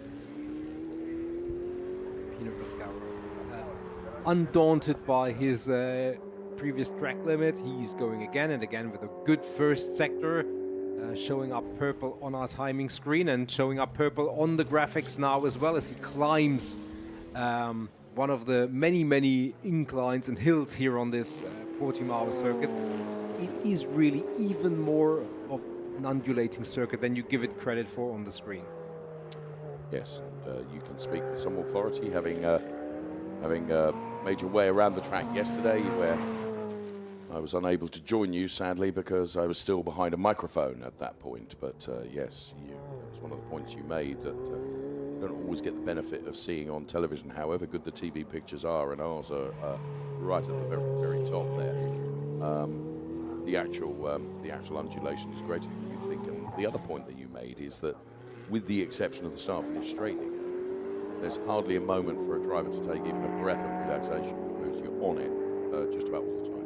Yeah, absolutely. And the climb and the descent plays a role in that, but it's really only a few seconds at most before you have to start and attack the new turn. And Pino Frescaro has attacked the circuit with quite some aplomb, a 152.590. That's even quicker than the last attempt that he made, and that means for the time being he's in a commanding position and a commanding lead for the moment. Fabrizio Fontana challenges that, and he challenges that with his usual track record, and immediately vaults himself into P1. And Tom Lindroth and Ivan David Murray, who had come into the pits there on their way out again. So we've got all our drivers back out on the track. Whoa, that's a rare error. Forgive me interrupting you, Nico. It's a rare error from Fabrizio Fontana, who just carried a little bit too much speed, and the back end of the car got away from him. Stefano Guy is on the radio to him straight away, saying, just calm it down, you're doing great, you know. That's what a driver coach does, isn't it? You know, the guiding voice in your ears. And it was just on the entry to that turn, wasn't it? Just a little bit. Rotation was perhaps just a little bit too tight, and the back end of the car went around. Absolutely, and you could see, I mean, Stefano Guy, so experienced and such a calming influence. It's that reassurance that sometimes you need, isn't it? Oh, 100%. I mean, all the drivers are different, and there are moments where you need the calming influence, and that's generally when you're in the car. Some of the drivers, we've been told, and by anonymous driver coaches, sometimes need a little bit of a kick as well at the right moment. But certainly when the driver is out there, they need to be settled down. We have the same as broadcasters, because we have in our ears directors all the time telling us what's going on, and yes, motivating us and reassuring us and saying things like, stop talk now. Franco and Andrea. So, yeah. We're blessed with working with some wonderful people. Alexei Komarov, get back on the script, babe. Alexei Komarov, third fastest at the moment, but he's gone personal best through Sector 1 and Sector 2. Let's see if this can be an improvement for the Scuderia Prague driver, Alexei Komarov. Then Fabrizio Fontana quickest, Tommy Lindroth second fastest. Then it is Alexei Komarov, Ivan David Mari, and Pino Frescaro. That's the way it looks at the moment, with 8.5 minutes remaining in this qualifying session. Hello to you. Welcome if you are just tuning in. This is the Ferrari Challenge 488 cars that will form part of our race a little bit later today, but the Coppa Shell cars will be ahead of them by dint of the grid layout. And Fabrizio Fontana, Alexei Komarov, Tommy Lindroth, Ivan David Mari, and then it's Pino Frascaro, whose first sector was a very, very good sector. Second sector got away a little bit. Let's see if this is an improvement for Pino then, as he guides his 488 Challenge Evo around the final sequence of turns. And this start-finish straight, one of the longest, because it is very nearly a kilometre long, and actually you can easily make it a kilometre long if you combine it with the downhill stretch here through that final turn, Nico, and use that as something of a slingshot to give you the maximum speed along this long start-finish straight, as Pino Frascaro, regrettably the Sector 2 and Sector 3 times weren't where he wanted them to be, and furthermore he had a track limit violation, which means the lap time was taken away in any event. Also improving here is Alexei Komarov, Nico. Yeah, definitely. He's currently in P3, and the first two sectors really, really good. So he is currently challenging for that P1 position with 6 minutes and 50 seconds remaining. So is Tommy Lindroth. So lots of purple on our timing screens, and a little bit of a sideways moment, but held it together nicely, and that means 2 more turns to go. Tommy Lindroth is a little bit behind him, still a few further turns to do on this lap. So both of them not quite in parallel flight, but flying towards the finish line, somewhat in synchrony and harmony. And Alexei Komarov wants to be in harmony with P1 and his 488 Challenge Evo, and indeed he does. A 151.550 walls him to the top of the timing. Tommy Lindroth, he wants to do something about that. He wants to make that a short-lived stay for Alexei at the very top. He wants to have that position for himself. And he has it. And by a big margin, Nico. 150.203. There is Fabian Wolven, driver coach, also calming influence to Tommy, and in many, many ways has helped Tommy really, really improve and be more consistent over the last year and a half. No question. No question. Now, Fabrizio Fontana, realizing that he's under a bit of pressure today, has seen both Alexei Komarov and Tommy Lindroth post very, very quick times. He is responding, Nico. Absolutely. Also, Pino Frascaro now has put in a lap that was not affected by track limits in any way, but Fabrizio Fontana, P1 is his living room this season, and he currently feels like he's out on the porch. He wants to get back into his comfort zone, and that would be P1. He has had such a strong and commanding season thus far, and he wants to get back into that, and indeed the first in a sub 150 time, 149.237. Order restored in the Fabrizio Fontana universe. Yes, so a brilliant lap from Tommy. Can he find the just over 9/10 that he needs to wrestle it away from Fabrizio Fontana? Let's see. Meantime, this is Fabrizio in super slow-mo in replay here.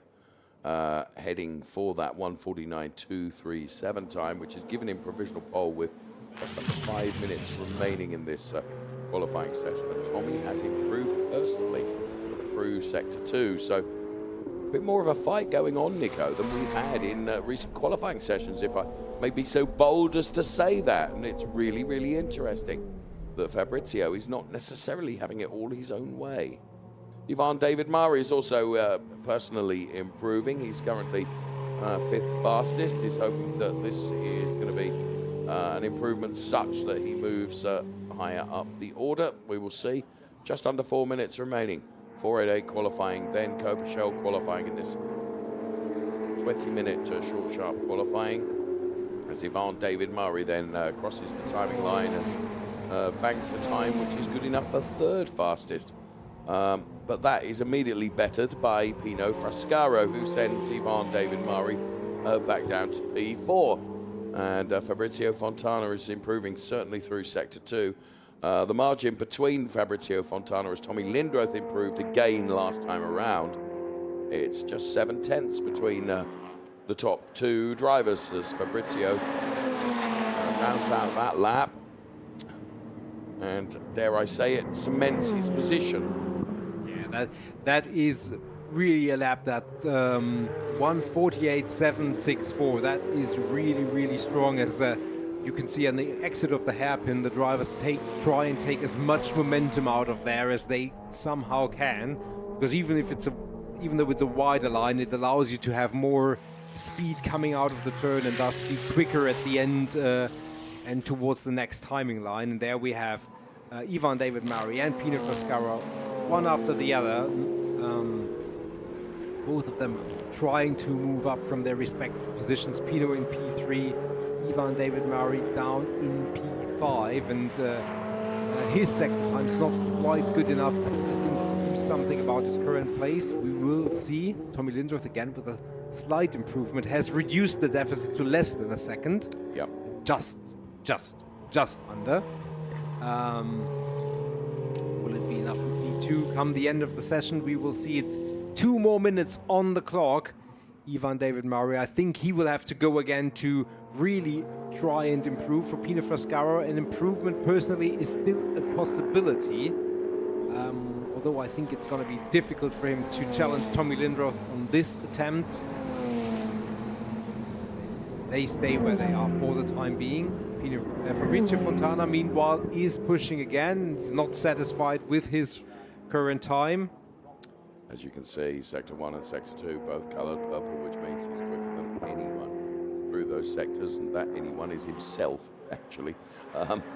So, as he crosses the timing line now, he lost time in the final sector, Nico, so he's 4 down on his previous best time. So, and this will be his last lap as the qualifying session. The clock has counted down to just on 60 seconds remaining as of now for the Ferrari Challenge 488 cars. Tommy with Sector 1 and Sector 2, both coloured blue. They're personal improvements from Tommy as he gets even closer to Fabrizio Fontana. We are seeing Tommy Lindroth at his best, Nico. Yeah, absolutely. Tommy Lindroth, really, really good. And there is Fabienne Wolven. You can see a little bit of a smile. She is talking to Tommy. She is also seeing that Tommy is pushing, and he's really, really pushing. As Alexei Komarov had briefly dropped Tommy down the order, but Tommy has responded just a few seconds later. So good to see Tommy being quick, and very important for him to pursue that lap and keep pushing, because otherwise that P2 would have been gone. But it's not over. Both of those drivers can go again, so P2 is still very much in play. I think Fabrizio Fontana can somewhat breathe easy about P1. Well, there's 7/10 between P1 and P2. Tommy, get an eye on his sector times to see if he is improving. Well, he is very quick, within less than a tenth of the Fabrizio Fontana time, the first sector. Come on, Tommy. That would be quite an achievement to unseat Fabrizio Fontana from pole position in class. He is pushing, and Sector 2, let's see where the clock stops. Will it be enough for a potential provisional pole? Well, it would likely be pole position, because certainly Fabrizio Fontana is not on a quick one, and that's his last attempt. No. Tommy Lindroth, second sector, not quite good enough. And Alexei Komarov, he would be the last one with a chance to do something about the final standings in our 488 qualifying session. So Alexei Komarov for Scuderia Prague Racing then heads towards the timing line. Is he going to jump from P3 to P2? No. And Tommy Lindroth then is going to complete this lap. Here he is. But I rather think that he's backed out of it now, and Tommy will bring the car home. But it was a valiant effort. It was a valiant effort. And both from Tommy Lindroth and Alexei Komarov, Alexei actually improved, and he came up 5.5 100ths short. So, I mean, barely anything to tell the two apart. But Tommy Lindroth will have the slightly better start position. Yes. Whereas Alexei Komarov will have a front row seat just behind Fabrizio Fontana, who once again pole position, and Pino Foscaro will line up alongside. So here then in super slow-mo is Fabrizio Fontana, who dare I say it, has been pushed harder in this qualifying session than has been pushed over the last few qualifying sessions by both Tommy Lindroth and Alexei Komarov and Pino Frescaro and Ivan David Mari. He couldn't rest assured until the very end of that session that that Rotiform pole position award was going to go his way. But it does. He's secured it again. But he will feel going into this race that he has some real competition. There, Stefano Guy is talking to him right now, as you can see. And for the first time, I think we've seen Fabrizio had just 1 or 2 moments during that qualifying as well. Interesting. Never over until the checkered flag flies. Confirmation of the classification in qualifying: Fabrizio Fontana P1, Tommy Lindroth P2. Then it was Alexei Komarov, Pino Frescaro, and Ivan David Mari. We are just a couple of minutes away from the next session starting, which will be for our Ferrari Challenge Coppa Shell cars, who will be out in their 296s, all 11 of them. And if the qualifying session for the 296s is anything like yesterday, it's going to be pretty dramatic with quite some drivers fighting for that top spot in qualifying as we take super slow-mos of our competitors in the 488 challenge right now.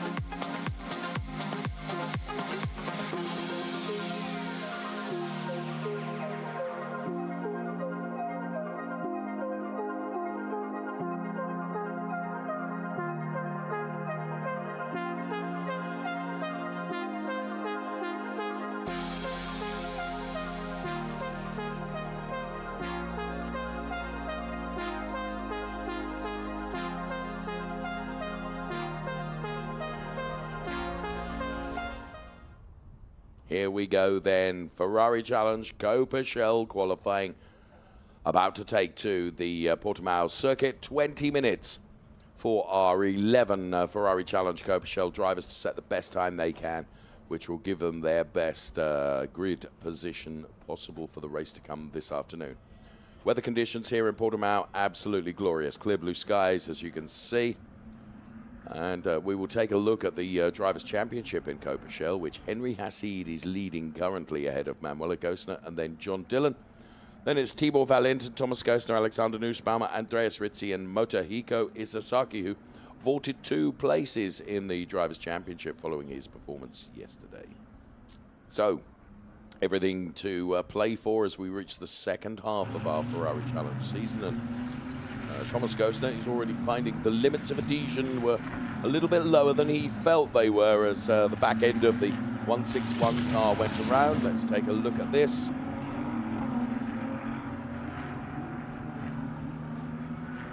Well, in fairness to Thomas Gostner, I stand corrected. There was a little bit of an assist there from Motohiko Isasaki, for which Motohiko immediately apologized, as you can see. Just unaware, I suspect, from both drivers of who was where. I hope no harm done to either of the cars. I don't think so. There is Thomas Gostner and John Dillon right behind him. So the CDP MP racing, and you can see there is John Dillon, who fine drive yesterday, Nico, and actually right at the very start of the race, unfortunately just before the race was suspended, found himself in the lead of the race. Yeah, absolutely. And just to do a little bit of a time machine and go back to yesterday, right at the start, unfortunately, there was an incident which cost us the participation of 3 drivers, not only for yesterday, but we also have a reduced field today. Absolutely. Just because it was a major crash, which immediately brought out the red flag, and because it happened immediately on the first lap, that meant that any progress made during the initial start was nullified, and John Dillon, who had vaulted himself from P3 all the way into P1, and I think it must be said, it didn't count eventually, but it was certainly among the top moves of the day, because he really went through. But he had to go back into P3, and there was, with a single file restart, neither Henry Hassid nor Manuel Agostino, who he had overtaken initially, yielded to him. But in fairness, he stayed with them for effectively the entirety of the race, so he certainly had the pace in the car. So he was happy with P3. You could see on the podium he wasn't dejected or anything. But it was a little bit of what could have been, because he's still chasing his first victory in the Ferrari Challenge Europe. And it was there yesterday, but it was. Taking a positive, he had the pace, and there is no reason why he shouldn't have the pace again today. And I'm sure that P1, that win for him, will come. Will it come today? Shoulda, woulda, coulda is the expression to be used, but I was speaking to Sean Doyle, one of his driver coaches, and he said the great thing was with that move, he said, having put himself ahead of Henry Hassid and Manuel Agostino, the pace advantage that he had, Nico, Henry Hassid and Manuel Agostino would have been tied up in their own little battle. That would have allowed John to escape up the road. But, you know, we can all talk about what ifs. He's going to do it all over again. And Henry Hassid was certainly, as he always is, in the mix yesterday, and he will be in the mix today. We run the telemetry on him as he gets 190, 200 kilometers per hour before even leaving the final turn. And look at these speeds as they head towards the timing line. 260, 270 kilometers per hour for Henry Hassid before the green numbers turn to red, because a little dab of the brakes as he went into turn number 1. And both Henry Hassid and John Dillon in the 46s. Then it's Alexander Nussbaumer also joining the, at the moment, limited 146 club. Head of Motohiko Isasaki and Ray Acosta and Thomas Costa and Manuel Agostino. And Ray Acosta was one of those drivers involved in that incident yesterday. Really, really good to see him back out on track again. Yeah, absolutely. I mean, the integral safety of all the Ferrari Challenge cars, the 488 Challenge Evo, still, which we just saw a few minutes ago, and the 296, of course, absolutely unquestioned and unquestionable. So all the drivers okay, which is always the most important thing. Still sad to see some of the cars lost, but always good to see as many of the drivers back for the next race. Alexander Nussbaumer, who we go on board with, and again the telemetry, and you can see the speed here in the graphics. You can see the rear view facing monitor rather than a screen, and you can see the cars that he is following, and you can really see the undulation through these pictures, how there is no rest for the drivers. It's a right-hander, then it's, you know, a second or so, but then immediately you have to prepare for the next turn. Same here, it's that left-hander, you really have maybe half a second to hold the steering wheel straight before you go back into adjusting, lining yourself up for the next turn. And here really is the first time on the entire lap, and it's the end of the lap where through those two long-winded right-handers you can settle down a little bit and prepare yourself, and then you're on the long straight. Well, then you dive into the pit lane, and even the straight isn't level, at least it's straight, but you go uphill and downhill again. And I just mentioned that while we've been watching that and listening to your tones describing it perfectly, John Dillon has put a 144.845 on the table, Nico. Absolutely, yeah. So, good job once well again. Well done, JD. Manuel Agostino with a 146.033. We're watching Motohiko Isasaki now. Motohiko Isasaki, Nico, races not only here in Europe, where he won the Coppa Shell Championship last year, but also races in Japan as well.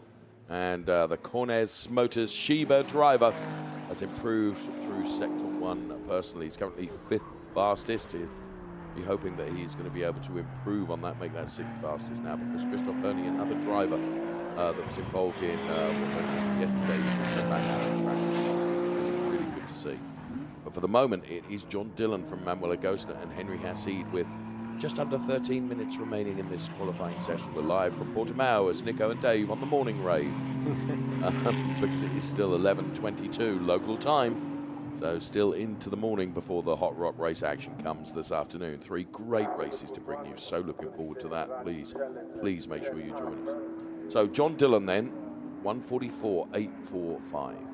Quite a margin better than Manuel Agostner, but there are still 12.5 minutes for which those drivers can probably will respond. Of course. Motohiko Isozaki responds to his team's strategy by coming into the pits. Manuel Agostner following closely behind, so no improvement from her on this occasion. As we can see, the teams given their drivers the signal. There is John Dillon in the backdrop. He is currently our P1 driver, provisionally on pole, although, as you said, still to be done between now and when the grid is going to be set. Manuel Agostner in the pit lane. Corinna Agostner, meanwhile, she is out there, and she had a very, very good first sector, and she is pushing again. She was part of that incident as well. We looked at the pictures several times. We felt like she was certainly not at fault, but she was certainly a little bit of the fuse in that collision that followed, and she wants to stay out of any skirmishes today, and for the time being she does that. Has a lot of track space around her. First sector very, very good. Second sector still good, so very much towards an upward trajectory from her P4 position. She's heading towards the timing line, not diving into the pit lane, but she's heading for the timing line, and P4 for Corinna Agostner becomes P1. Very, very good showing. As one of the other drivers who's also showing very well is Tibor Valent, and we pick him up. He is P11 for the time being, but the sector colors show that he's really good, and unfortunately Corinna Agostner was adjudged to have not followed the way the circuit was designed on the final sector. A track limit violation means that her previous lap has been disallowed. For the time being, no such strive for Tibor Valent, who moves from P11 to P1. So just scratch the 1 and make 11 a 1. Well done, Tibor Valent, and no indication that the track limits have played any role in that. No, he's taken a full 9.5 tenths out of the previous best time from John Dillon. Watching Christoph Herney now, his personal best through Sector 1 and Sector 2. He is 7th fastest at the moment. And Christoph Herney, of course, former single-seater racer. You know, he knows how to pedal a racing car, be under no illusion. He knows how to do that. Let's see what he is able to do. We've got exactly 10 minutes, so almost half, well, no, all half, one half of the qualifying session is done. So now we get to see what the drivers can do. And here's Corinna Agostner, who had a brilliant last lap, but this lap, regrettably, is not of the same standard. She will be very, very disappointed that previous time, which would have been enough at that point for a provisional pole position, was disallowed because of a track limits violation, but she is going again. Is this going to be an improvement from her P6 position? I'm not sure. And as she crosses the timing line, it is not. Yes, it is. It's an improvement of 1 place. I beg your pardon. Here's Tibor Valent really throwing the car through that downhill section, trying to improve still further. John Dillon, Manuel Agostner on their way out of the pit lane. They are P2 and P3 at the moment, because it is this driver for Ferrari Budapest Rosso Corsa, Tibor Valent, who is P1. Is this going to be an improvement on his previous best time of 1:43.895? By 7/100ths it isn't.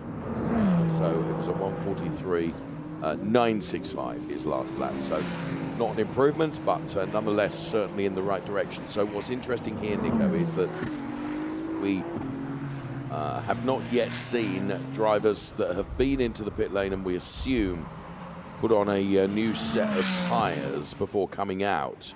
Henry Hassid may well be one of those. We're pretty sure that John Dillon and Manuel Agostner most definitely are. They're on their way out now as, well, Henry, dare I say it, took a very wide line out of the hairpin. Don't wish to alert Claudio Garavini and our race stewarding team to anything, but it did seem that, yeah, he was a bit wide of the white lines. Let's see. There are certain parts of the track where it's kind of permitted, aren't there, Nico? I mean, I wasn't at the driver's briefing, so I didn't hear it exactly. Yeah, indeed. Before the race, obviously the race director and his team, and obviously the local team, Yes. know the circuit very, very well, and they identify their zones of interest, dare I say, where Nice way of putting it. they're especially keenly watching, and other parts there are track limits, and if you are adjudged to overtake outside the track, obviously Yes. it's an obvious one. Otherwise, you will be allowed to get away with it if they feel like that's a spot where you run wide but you don't gain an advantage. I don't want to say they turn a blind eye, but they don't want to over-administer something which doesn't give you an advantage. But there are those spots where they really have a look, and in Jerez, for example, they actually used some cameras on certain parts. And so there was, you know, a millimeter off. VAR said.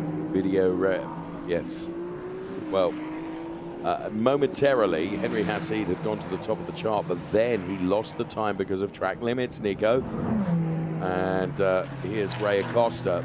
Ray was one of those drivers involved in that incident yesterday, and he got himself into a bit of a tank slapper there, but controlled it well, and Ray continues. So Tibor Valent remains P1, and Nico, Corinna Gosner has put in a lap which is good enough for P2. Well done, Corinna. John Dillon is P3, then it's Manuela Gosner.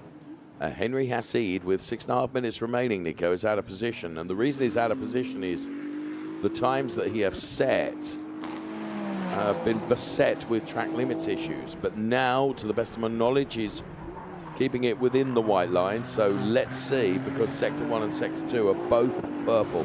He's 2/10 up on Tibor Valent's best time, which is the provisional pole time. So, assuming Henry doesn't violate the track limits at any point now in the final sector, this should be good to count. So Henry Hassid then, whoa, he's just got the apex of that corner wrong and picked up a bit of dust, as you could see. Now, has that hampered his progress? I'm not sure. So he makes the run now to the timing line. Henry Hassid, 8th fastest, and from 8th fastest he does go to P1, having taken 9.5 100ths out of the previous best time, and the first driver to go into the 142s. Tibor Valent tries to respond, but is unable to do so on that lap.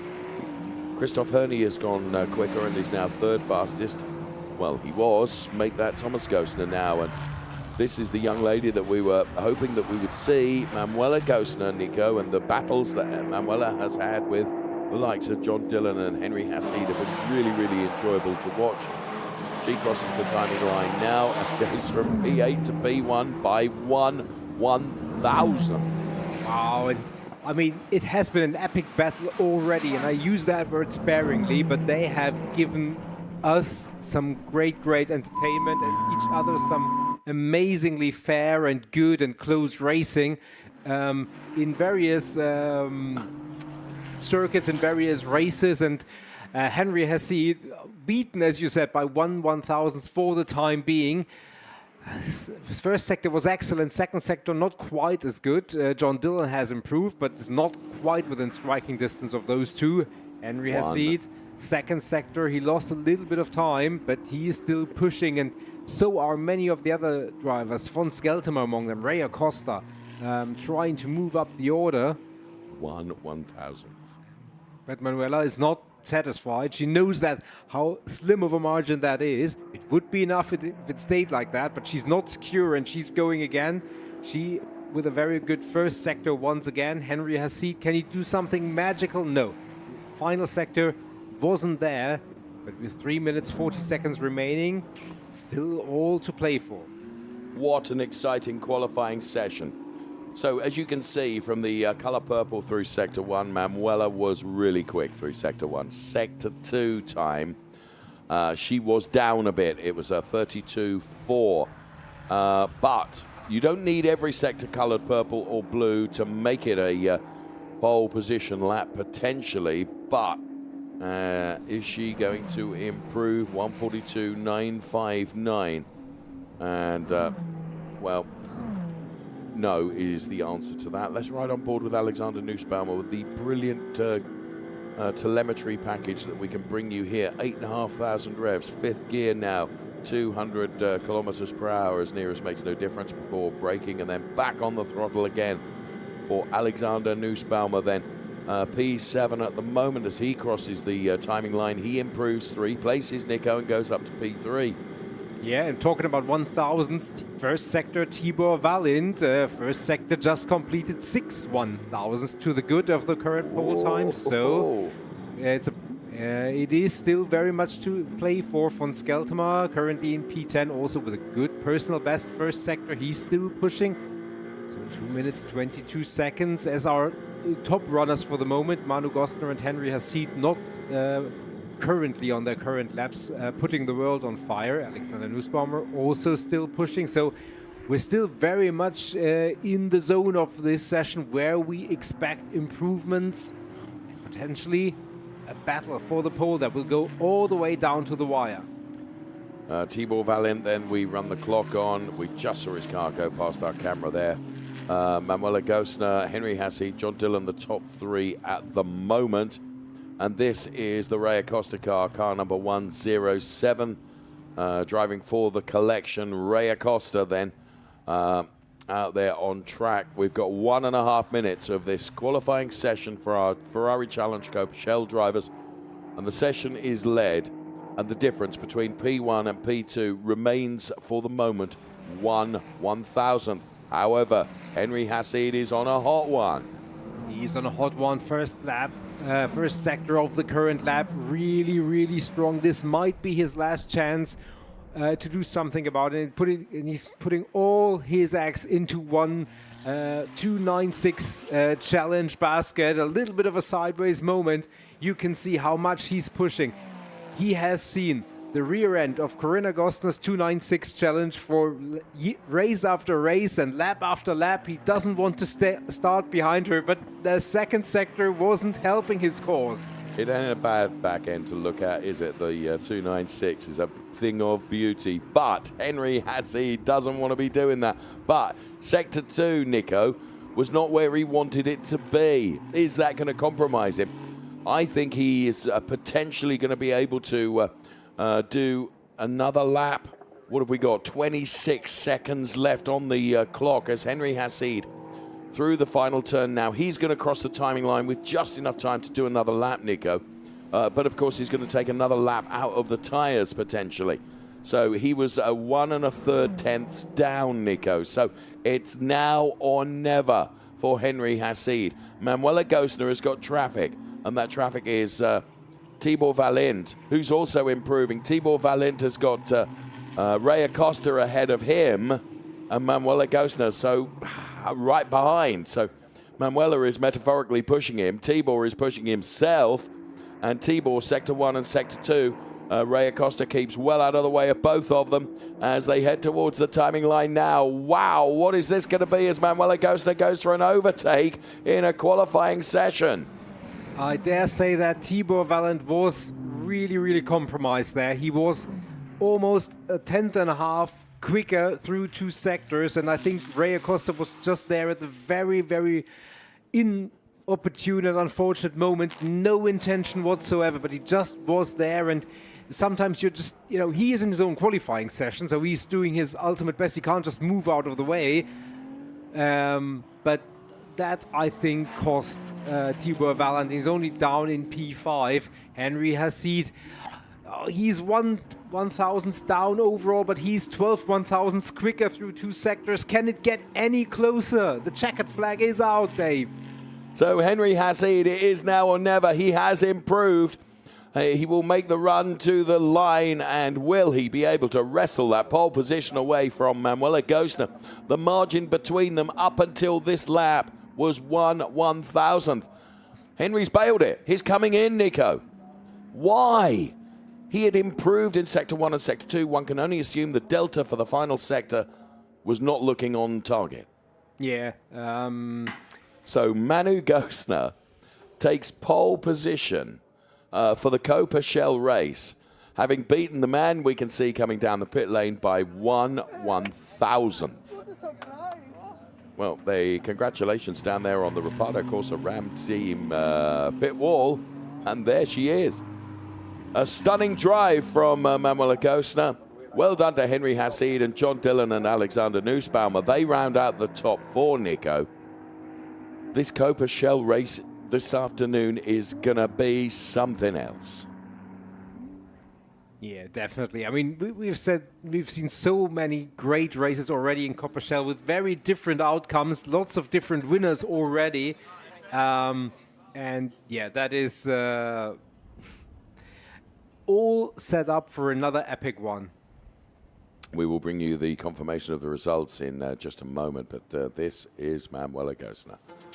Manu delivered by 1/1000th, the time of 1:42.959, playing a time of 1:42.960. That's how close it is in the Ferrari Challenge Coppa Shell. And she is congratulated. Well done, Manu. The Nico Ripardo Corsa Ram driver, congratulated by Giorgio Sonagiotto and everyone else down there in the team as well, because she did a fantastic job. Fantastic job. Great young racing driver is Manu Gostner. And there is Henry Hassid. Shoulda, woulda, coulda. I mean, it could not get any... Well, it could get closer because you could go to the next fractions, couldn't you, Nico? But, I mean, 1/1000th is just awesome. Absolutely awesome. It's going to be a stunning front row. And just please bear in mind that in the race yesterday, John Dillon was able to go round to both of them. Right, confirmation of the result then. Manu Gostner ahead of Henry Hassid and John Dillon. Alexander Nussbaumer is fourth fastest. Tibor Valint, despite valiant efforts, P5. Thomas Gostner, Christoph Herney, then Motohiko Isasaki. And they're ahead of Corinna Gostner, von Skiltmar, and Ray Acosta. That completes our qualifying sessions. From Nico and from myself, thank you so much for watching. Whatever you've got planned for this afternoon, make sure those plans include the Ferrari Challenge races to come, because they're going to be epic. Bye-bye for now.